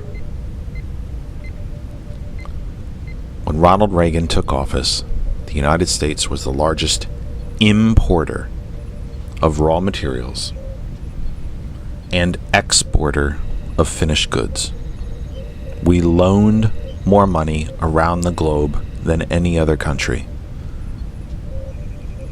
And we were a loan nation. We loaned out more money than anybody else. We were a creditor nation. We were a guarantor nation. In just the 8 years that Reagan was in office, all of that completely flipped over. He eliminated the tariff program that we had in this country and sent all domestic industries to China. In just the 8 years that Reagan was in office, we went from the largest importer of raw materials and exporter of finished goods to that being completely reversed. We became the largest importer of finished goods and the largest exporter of raw materials. We went from being the largest guarantor, creditor nation on earth, loaning money, to the largest debtor nation on earth. During the 8 years of George W. Bush, over 65,000 factories, not just 65,000 jobs, 65,000 factories, which covered millions of jobs, were shipped to China. Not just to Mexico, or not from the north of the country to the Confederacy, but completely off the continent. That's how we got here. Trump is not completely wrong about tariffs. Even Democrats. Representative Khanna last night said he's not wrong about tariffs. He is completely wrong in how he is implementing them. It's an ignorant approach. It's a shotgun, buckshot approach. But the principle that is tariffs, he's not wrong about that. Here's where else he's wrong, too. It might sound terribly economic populist. His band of merry followers might think he's standing up for us by telling Walmart to eat these tariffs. Walmart's never going to eat these tariffs. The automakers are never going to eat these tariffs. We're not in a war. He's asking them to sacrifice? For what? Him? His popularity? I'll be the last damn person to sit here and defend Walmart. I don't shop there if I can help it. Sometimes there's literally products that I need in this house. They're literally the only people that sell them. But I don't go there by choice. I try to stay away from it. Far be it for me to be the one sitting here defending Walmart. But to ask Walmart to sacrifice on behalf of Trump for no other reason than because he yelled at them like they're children? Screw that. I wouldn't do it either. Were I Walmart. But here's the other piece of irony over it. Walmart helped put him back in office. What did they think was going to happen? What did they think was going to happen?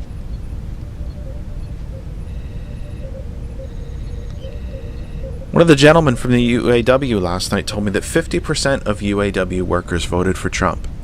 Now they're all pissed off because they're losing jobs. What did they think was going to happen? Exit polling shows that 60% of veterans voted for Trump. Project 2025 calls for the elimination of the Veterans Administration. And now he's doing it. What did they think was going to happen?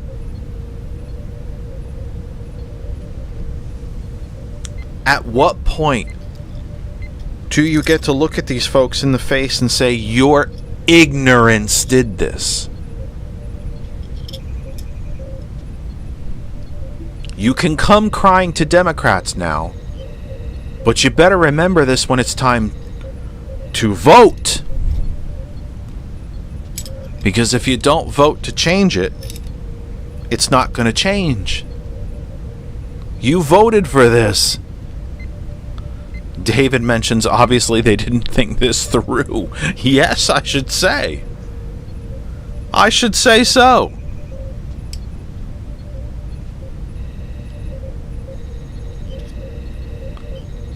Ito mentions, I don't think they think at all. I don't know that I would go that far. If all I watched was Fox News, I would think I was doing the right thing too. I'm not doing the right thing. But I would probably think I was.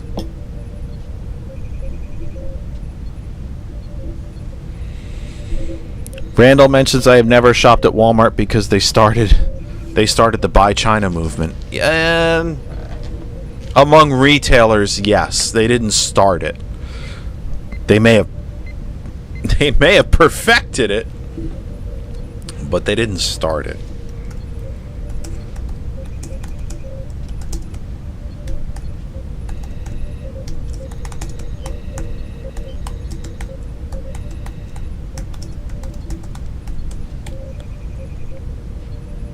They didn't start it, but they might have perfected it. What just happened?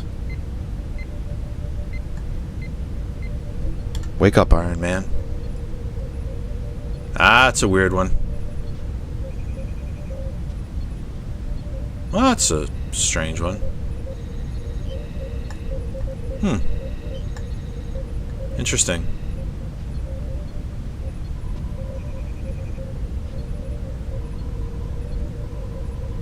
There's some funky stuff going on with this computer today. I'll tell you what. A window just opened that I did not ask for.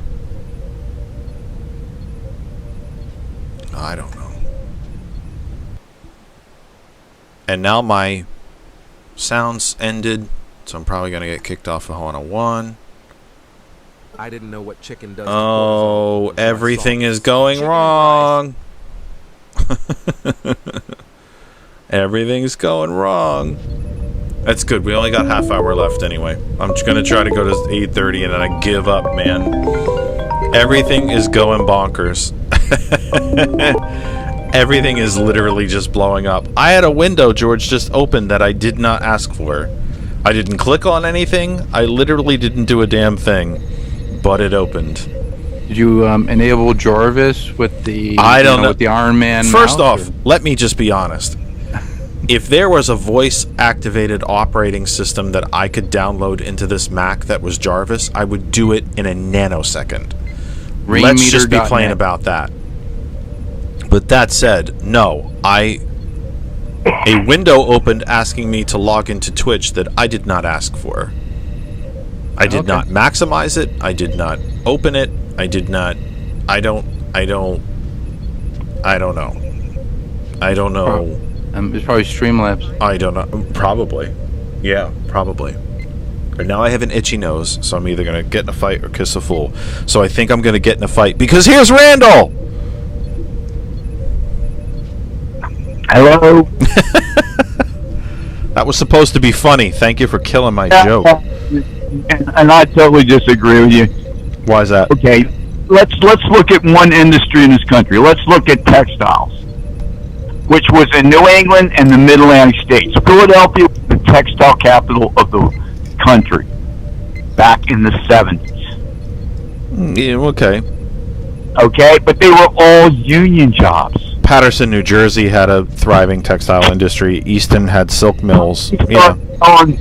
The retail companies started telling the manufacturing companies and textile and shoe industry, you've got to move your factory to the south because it's ununionized and cheaper labor. Okay. And then we get to Reagan era, and Walmart goes to all their suppliers. You've got to move your plants to China because it's cheaper labor. Well, even more so than that, Walmart also had a division, and still does have a division of its company that will help you relocate your business to China. Sears and JCPenney's and Kmart, they all realized, hey, they're selling a pair of sneakers the same price we're selling it for, but they're making like a 1,000 times more profit per unit because the sneakers are made in China. And so Sears and specifically Sears and JCPenney's and to a lesser extent Kmart, they all tried the same gig with their suppliers. Like, you got to move your plants to China or we're not going to buy from you. That is the true history of what happened in this country, retail, and why China supplies, like for Walmart, 90% of their products because they're cheap, and so that's why Walmart grown into a giant and destroyed Sears and Roebuck and destroyed JCPenney's and destroyed Kmart, and the list goes down. So what am I missing? Where are we disagreeing here? Walmart did start all this shit, Jeff. No, they did not. They did. It started when Reagan dismantled. If you can't listen to me, I can hang up. You tell me. When I thought we were having a discussion. When Reagan dismantled the tariff system, that's where it started. When Reagan dismantled our tariff system, that's where it started. It became cheaper. This is what big business paid for when they financed his campaign and got him into office. They wanted to break unions. They wanted to end unions. Unions were the driving force and financial force behind the Democratic Party. If you stripped the Democratic Party of its finances, you killed the party, and they damn near did it until the Clintons turned to big banks and big insurance to bail them out. It became cheaper with no tariffs left in place. It became cheaper for manufacturers to move their manufacturing to places like Taiwan, Vietnam, China, where they did not have any labor laws essentially whatsoever. It became cheaper for them to take the raw materials out of the United States, move them to places like China, Vietnam, Taiwan, etc., Cambodia, etc., make the finished goods, and then bring them back into this country because there were no tariffs or import or VAT taxes left to be charged. Walmart perfected it. They have an entire division of their company that if you make, using your example, if I may, sneakers, but Walmart decides we want to sell your sneakers, but we only want to sell your sneakers at this particular price. Well, I make my sneakers in the United States. I can't sell them for that price or else I will lose money on every pair of sneakers. No problem. We have a solution for you. We'll help you move to China. It started with Reagan. Arguably, it started with Nixon going to China to quote-unquote open up their markets to start with. He wasn't looking to open up their markets for consumerism. He was looking to open up their markets for manufacturing. It started with Nixon to break the unions in this country. Remember the old Vulcan proverb, only Nixon can go to China. One of the biggest unions in this country was the women's, I can't remember the one, the full name of it, for women seamstress. Like Ship and Shore was right here, Delaware County, and it's long out of business by the mid '70s. Long out of business. Ship and Shore was a big name in women's apparel. Yeah, but they couldn't compete with the companies that listened to Walmart, right, in the '70s, and moved their plants to the south, so that there would be no unionization of wages, benefits, etc. And then, yes, they started under Reagan for China, doing the same thing. But it all started by Walmart and here in the United States with U.S. manufacturers here in our country. It started with Walmart, and that's why I've never shopped at Walmart and never, ever, ever will shop at Walmart. Well, that's good. I can't say that I've never shopped there. I can't say that. I can't say that, but I certainly avoid it at every last possible measure. If I can get something somewhere else, I will. That's for sure. Would you mind if I asked you a completely off-topic question? Absolutely. Go ahead. How are things going in your area with the Crozier Medical's system? It's bad. Being shut down. How are things? And if you're not familiar, folks, with what I'm talking about, we spent a lot of time on the program about this a few weeks back. That I think it's a California-based investment group had. It was in 2019, the nonprofit Crozier Chester Medical System, which was ready to declare bankruptcy. They were saved by a holding company in California that is only composed of billionaires supporting that holding company. Since 2019, they have sold off profitable parts. They have cut staff. I can go down like they've closed 2 hospitals before, and then this last go around they closed Taylor Hospital in Delaware County here, PA, and they've closed the big Crozier-Chester Hospital here in Delaware County, PA. Which, by the way, it's in Upland, which is next to Chester City, PA. Chester City is worse poverty than Philadelphia City does, or Pittsburgh City does. And that was the go place for state Medicaid. Crozier-Chester is where anybody on Medicaid in Pennsylvania, in this part of the state, had to go to for their health services. I've got a friend that's been disabled with congestive heart disease for 40 years, and his cardiologist is gone. His kidney doctor is gone. He's got to compete with everybody else looking for the only hospital really left in central and western Delaware County is Riddle Hospital, up 2 miles up the street from me, which we have always used that hospital.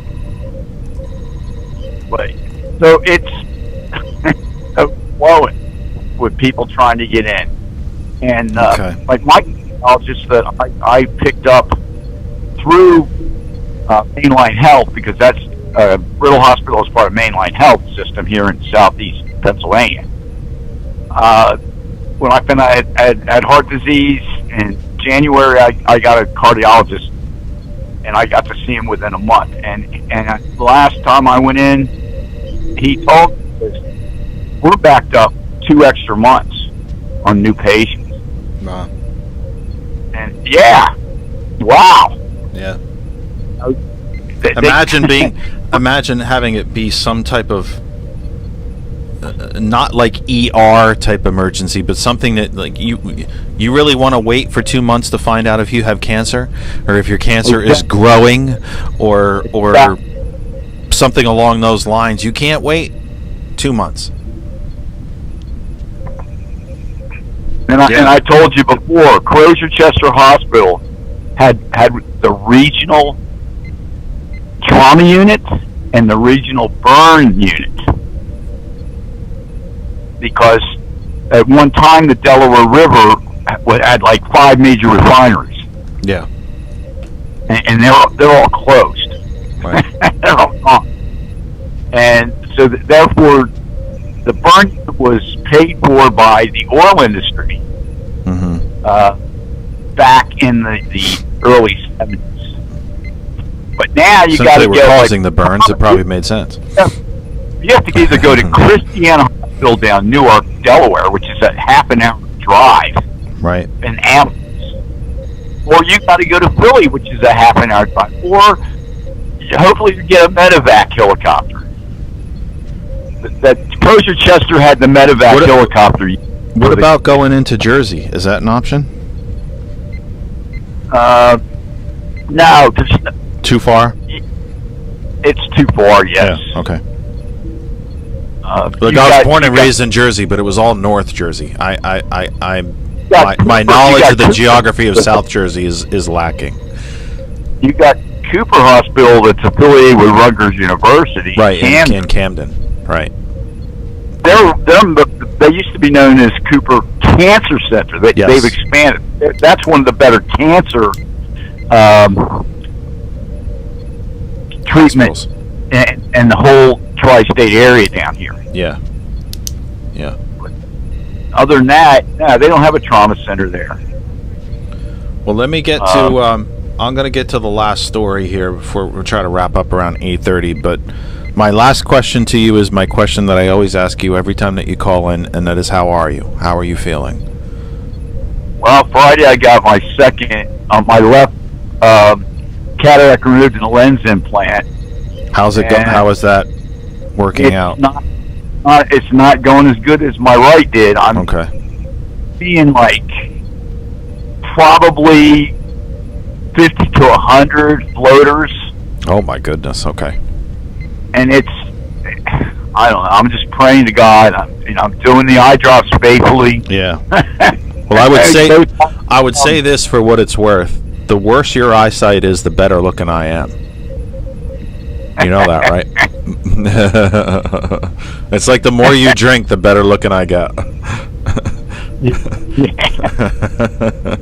I'm sorry I got really emotional in Walmart. You get emotional anytime you want, for goodness sake. At least while this is still America, get emotional while you can. Philadelphia was the use your freedom while you got it. Textiles. We had Philadelphia College of Textile and Design. Yes. There was another college. They've been absorbed. I think Philadelphia College of Textile Design was absorbed by Jefferson. Oh, okay. That's odd. All right. But yeah, that is odd. I would have thought Penn State would have done that, but yeah, okay. Well, State's all the way over, and yeah, but they have regional campus. They got a regional campus right here in Lehigh Valley. I can walk to it if I want to. There's a campus right here in Delaware County, yeah. Brandywine. Yes, yeah. But they.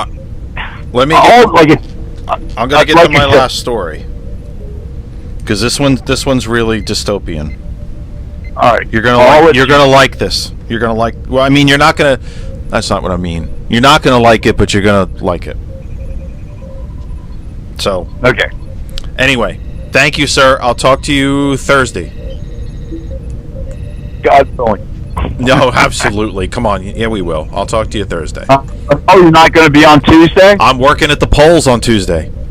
Oh, that's right. It's primary election day. I'm working at the polls on Tuesday, so I'll be at the polls until they close.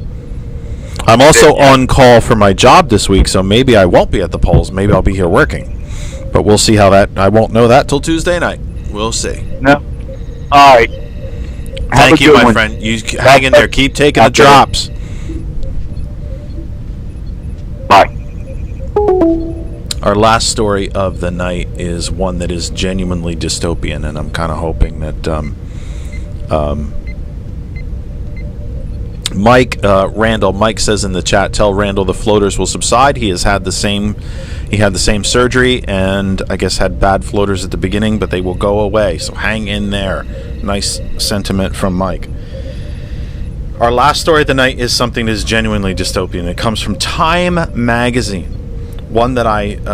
Time is one that I rarely, if ever, use to read to you, to bring you news on this program, but it was good to find this article there. This is from yesterday. It was updated yesterday at about 3 p.m. Headline: is the Department of Homeland Security considering a reality show where immigrants compete for United States citizenship? This is Time magazine, written by Rebecca Schneid, Schneid. Rebecca Schneid is the reporter and author of this article. George, I'm not sure if you saw this one. You might have.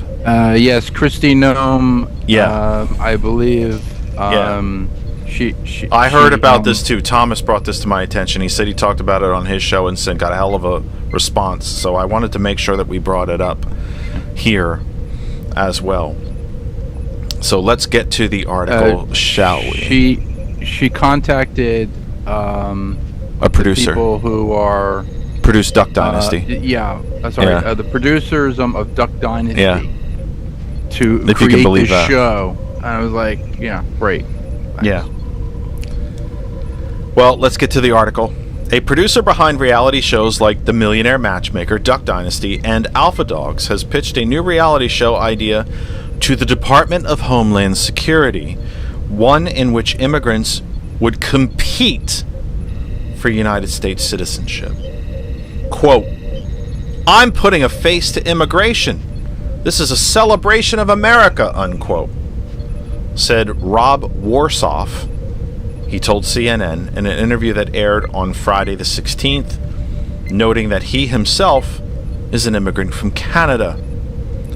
Warsoff said that he also pitched this reality show during both previous Democratic administrations.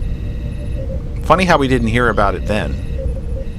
In an emailed statement to Time magazine on Saturday, Tricia McLaughlin, the assistant secretary who oversees the Department of Homeland Security's public outreach, said, quote, DHS receives hundreds of television show pitches a year, ranging from documentaries surrounding ICE and the border operations to white-collar investigations, adding that each of these proposals goes through a vetting process. Quote, we need to revive patriotism and civic duty in this country, and we're happy to review out-of-the-box pitches. This pitch has not received approval or rejection by staff, she said. McLaughlin also denied, as she has... Where'd you go? Come on. McLaughlin has denied, as she had previously via social media, that DHS Secretary Kristi Noem was backing the show in any way, and said that Noem is, quote, not even aware of the pitch. Meanwhile, Warsoff claimed during his interview that DHS appears to be seriously considering the show, which he said would include a series of elimination challenges across America. Examples of these challenges he gave included, quote, pizza making challenge in New York, rocket launching in Florida, gold rush in California. Per his vision, each episode would culminate in a town hall-esque style vote. One, he said, is akin to a presidential election. The people of Tennessee, let's say, will get to vote on which one of our future Americans they would like most to represent the state of Tennessee, Warsoff offers as an example. Then, a winner would be granted citizenship. The show currently has the working title, The American. Hunger Games much? Arnold Schwarzenegger, The Running Man. Dustin Hoffman, Marathon Man. Marathon Man. The Manchurian Candidate. Manchurian Candidate. Truman Show. Maze Runner. Yeah. The pitch comes at a time when President Donald Trump and his administration have launched a crackdown on U.S. immigration, embroiling themselves in legal battles to end birthright citizenship, upping mass deportation goals, and overhauling asylum access. On Friday, the Supreme Court barred the Trump administration from using the 1798 Alien Enemies Act to deport alleged gang members to a prison in El Salvador. The Trump administration had previously been utilizing the act to expedite deportations of Venezuelan nationals alleged to be in the Tren de Agua gang. I don't know if I said that right. Though the court argued that Trump only gave these migrants 24 hours to receive legal advice and that they were devoid of information about how to exercise due process rights to contest the removal. The ruling extends the court's April emergency order barring the deportations.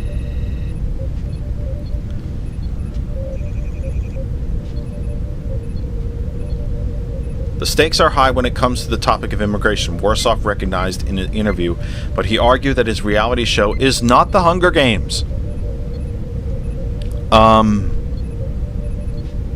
Yeah. Actually, yes. Yes, it is. What's the, Squid Game? The one I've never watched. It was a big sensation. Oh, the one on the Korean Netflix, one. Yeah. Squid Game, is it? Yeah, Squid Game. Yeah. What he's talking about essentially is trying to put a snuff film on TV. Because if these immigrants don't quote unquote win, they're going to get deported back to where they're trying to run away from. And then you're going to plaster them all over TV. They'd probably be dead as soon as they get back to wherever they came from. Here's the only possible good I could see that could come out of this, George, is that maybe Americans who have no idea what these folks are trying to flee from, or how decent and hardworking they can be, maybe they would learn something about immigration in this country. But I'm not convinced that this is the way to do it, by the way. But maybe they would learn such a thing. that the overwhelming majority of people that come to these shores, all they want is a chance to earn a little more, to work hard, and take care of their families and do something better for themselves and their families. Maybe people who are completely ignorant of such things would learn them through a Hunger Games style show like this, and maybe that's the only little bit of good that I could possibly see that come out of this. But this is dystopian. This is properly dystopian. This is Max Headroom. This is, I mean, this is Skynet kind of stuff. This is The Running Man. It's the Running Man. If you read it. Yeah, Randall actually says in the chat, yes, it's the Running Man. That's what this is. 5 minutes left of the program. You have anything that you would like to add before we say good night? No, I do not. I just pray to God. Well, now there's 4 minutes. I gotta get a chair. I don't know. There's no money for a chair. I need glasses too, by the way. I can't see a flippin' thing. I need glasses. But yeah, you need glasses filled with Guinness. That's what you need. The concept has already been widely criticized. Texas Representative Joaquin Castro, a Democrat, called it, quote, a sick idea. You think? During this Trump administration, it seems like every day we lose more and more of our humanity, Castro said. The idea that you would have to do a reality show and have people compete for citizenship, it's just sick. It's a sick idea. I have an idea. Why don't we take Kristi Noem, put her in that role, and if she can do it, she can say to everybody, well, I did it. You can do it too. Well, here's an idea. Why don't we have a reality show where 10 Trumpers compete to be the head of the Department of Homeland Security? Oh, yeah, there you go. Others on social media have echoed Castro's sentiment. New York Representative Jerry Nadler of the Democratic Party said, human lives are not game show props. Do you think? But this is what they're thinking about. If there's one thing that Trump knows how to do, it's make a TV reality show. It's where he came from. Arguably, it's the only thing he knows. I don't know. I don't know what to say. And you wonder why the aliens have not come down to... Yeah, pretty much, right? You wonder why. They're waiting. They're like waiting until, You have been watching and listening to The Kennedy Effect for the 18th of May, 2025. We will be back with you Thursday. I have to work at the polls for the Pennsylvania primary election day on Tuesday the 20th. Unless George wants to do the program on Tuesday, he's welcome to do so. He can sit in. You can be guest host on Tuesday. You and Lynn should do the show. Yeah. There you go. You guys can talk about cats. Stir the pot. You can talk about cats. Stir the pot. Stir in the pot. And cats. Spoon. And you could talk about cats. And you could talk about. It's a good thing you're sitting there. You could talk about family household budgets. Yeah. Mm-hmm. You could talk about storage. Oh boy. I'm waiting to see her pop on screen. You may go back to the hospital. You never know. I might get sent. Wait, does she have a voodoo doll? I suddenly have a sharp pain in my right side. You have been watching The Kennedy Effect live for the 18th of May, 2025. We have been with you on the Facebook pages of, and we ask you to visit the Facebook pages of Our Revolution Pennsylvania, the TCP Media Group, Hot101.net, and of course, Ghost Claw Productions. We're live on our home group Facebook page that we continue to ask you to become a member of. If you're not already a member of our Facebook group and you're on Facebook, please visit that other side of information and become a member of our group. We'd really like to hit 1,500 members by my birthday, the first day of June, the first day of not the first day of June, the first day of summer in June, he meant to say. We have been brought to you, we are live on Hot101.net, GCPR, Android apps for both, Apple App Store for Hot 101 and the TuneIn Radio app, and you can tell Alexa to play Hot101.net immediately following us. The music returns at Hot 101.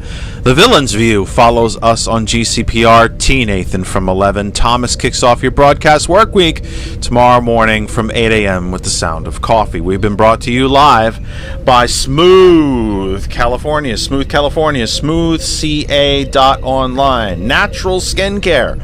You can create a healthy skincare lifestyle. Smooth California is a family-owned and operated skincare formula whose main purpose is to promote a healthy skincare lifestyle. Smooth California is a healthy alternative to commercial products filled with chemicals and man-made additives that not only do damage to your skin, but to your entire body as well. Smooth California products are tallow-based and made with 100% natural ingredients without zero preservatives and additives.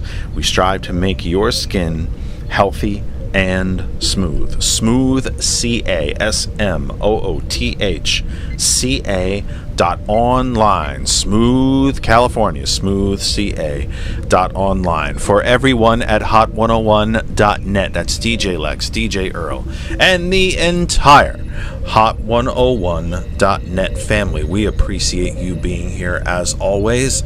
The music returns as we sign off. We will see you again Thursday night from 8 p.m. Please take care of yourselves at hot101.net. The music returns right now.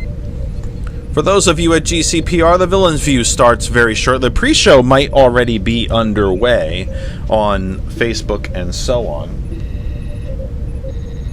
We will be back with you Thursday night from 8 p.m. for Thomas and Gilbert and Gambit and Ben and Pastor Best and Pastor Clinton and everybody, Cole Goodman and everybody at Hot 101 at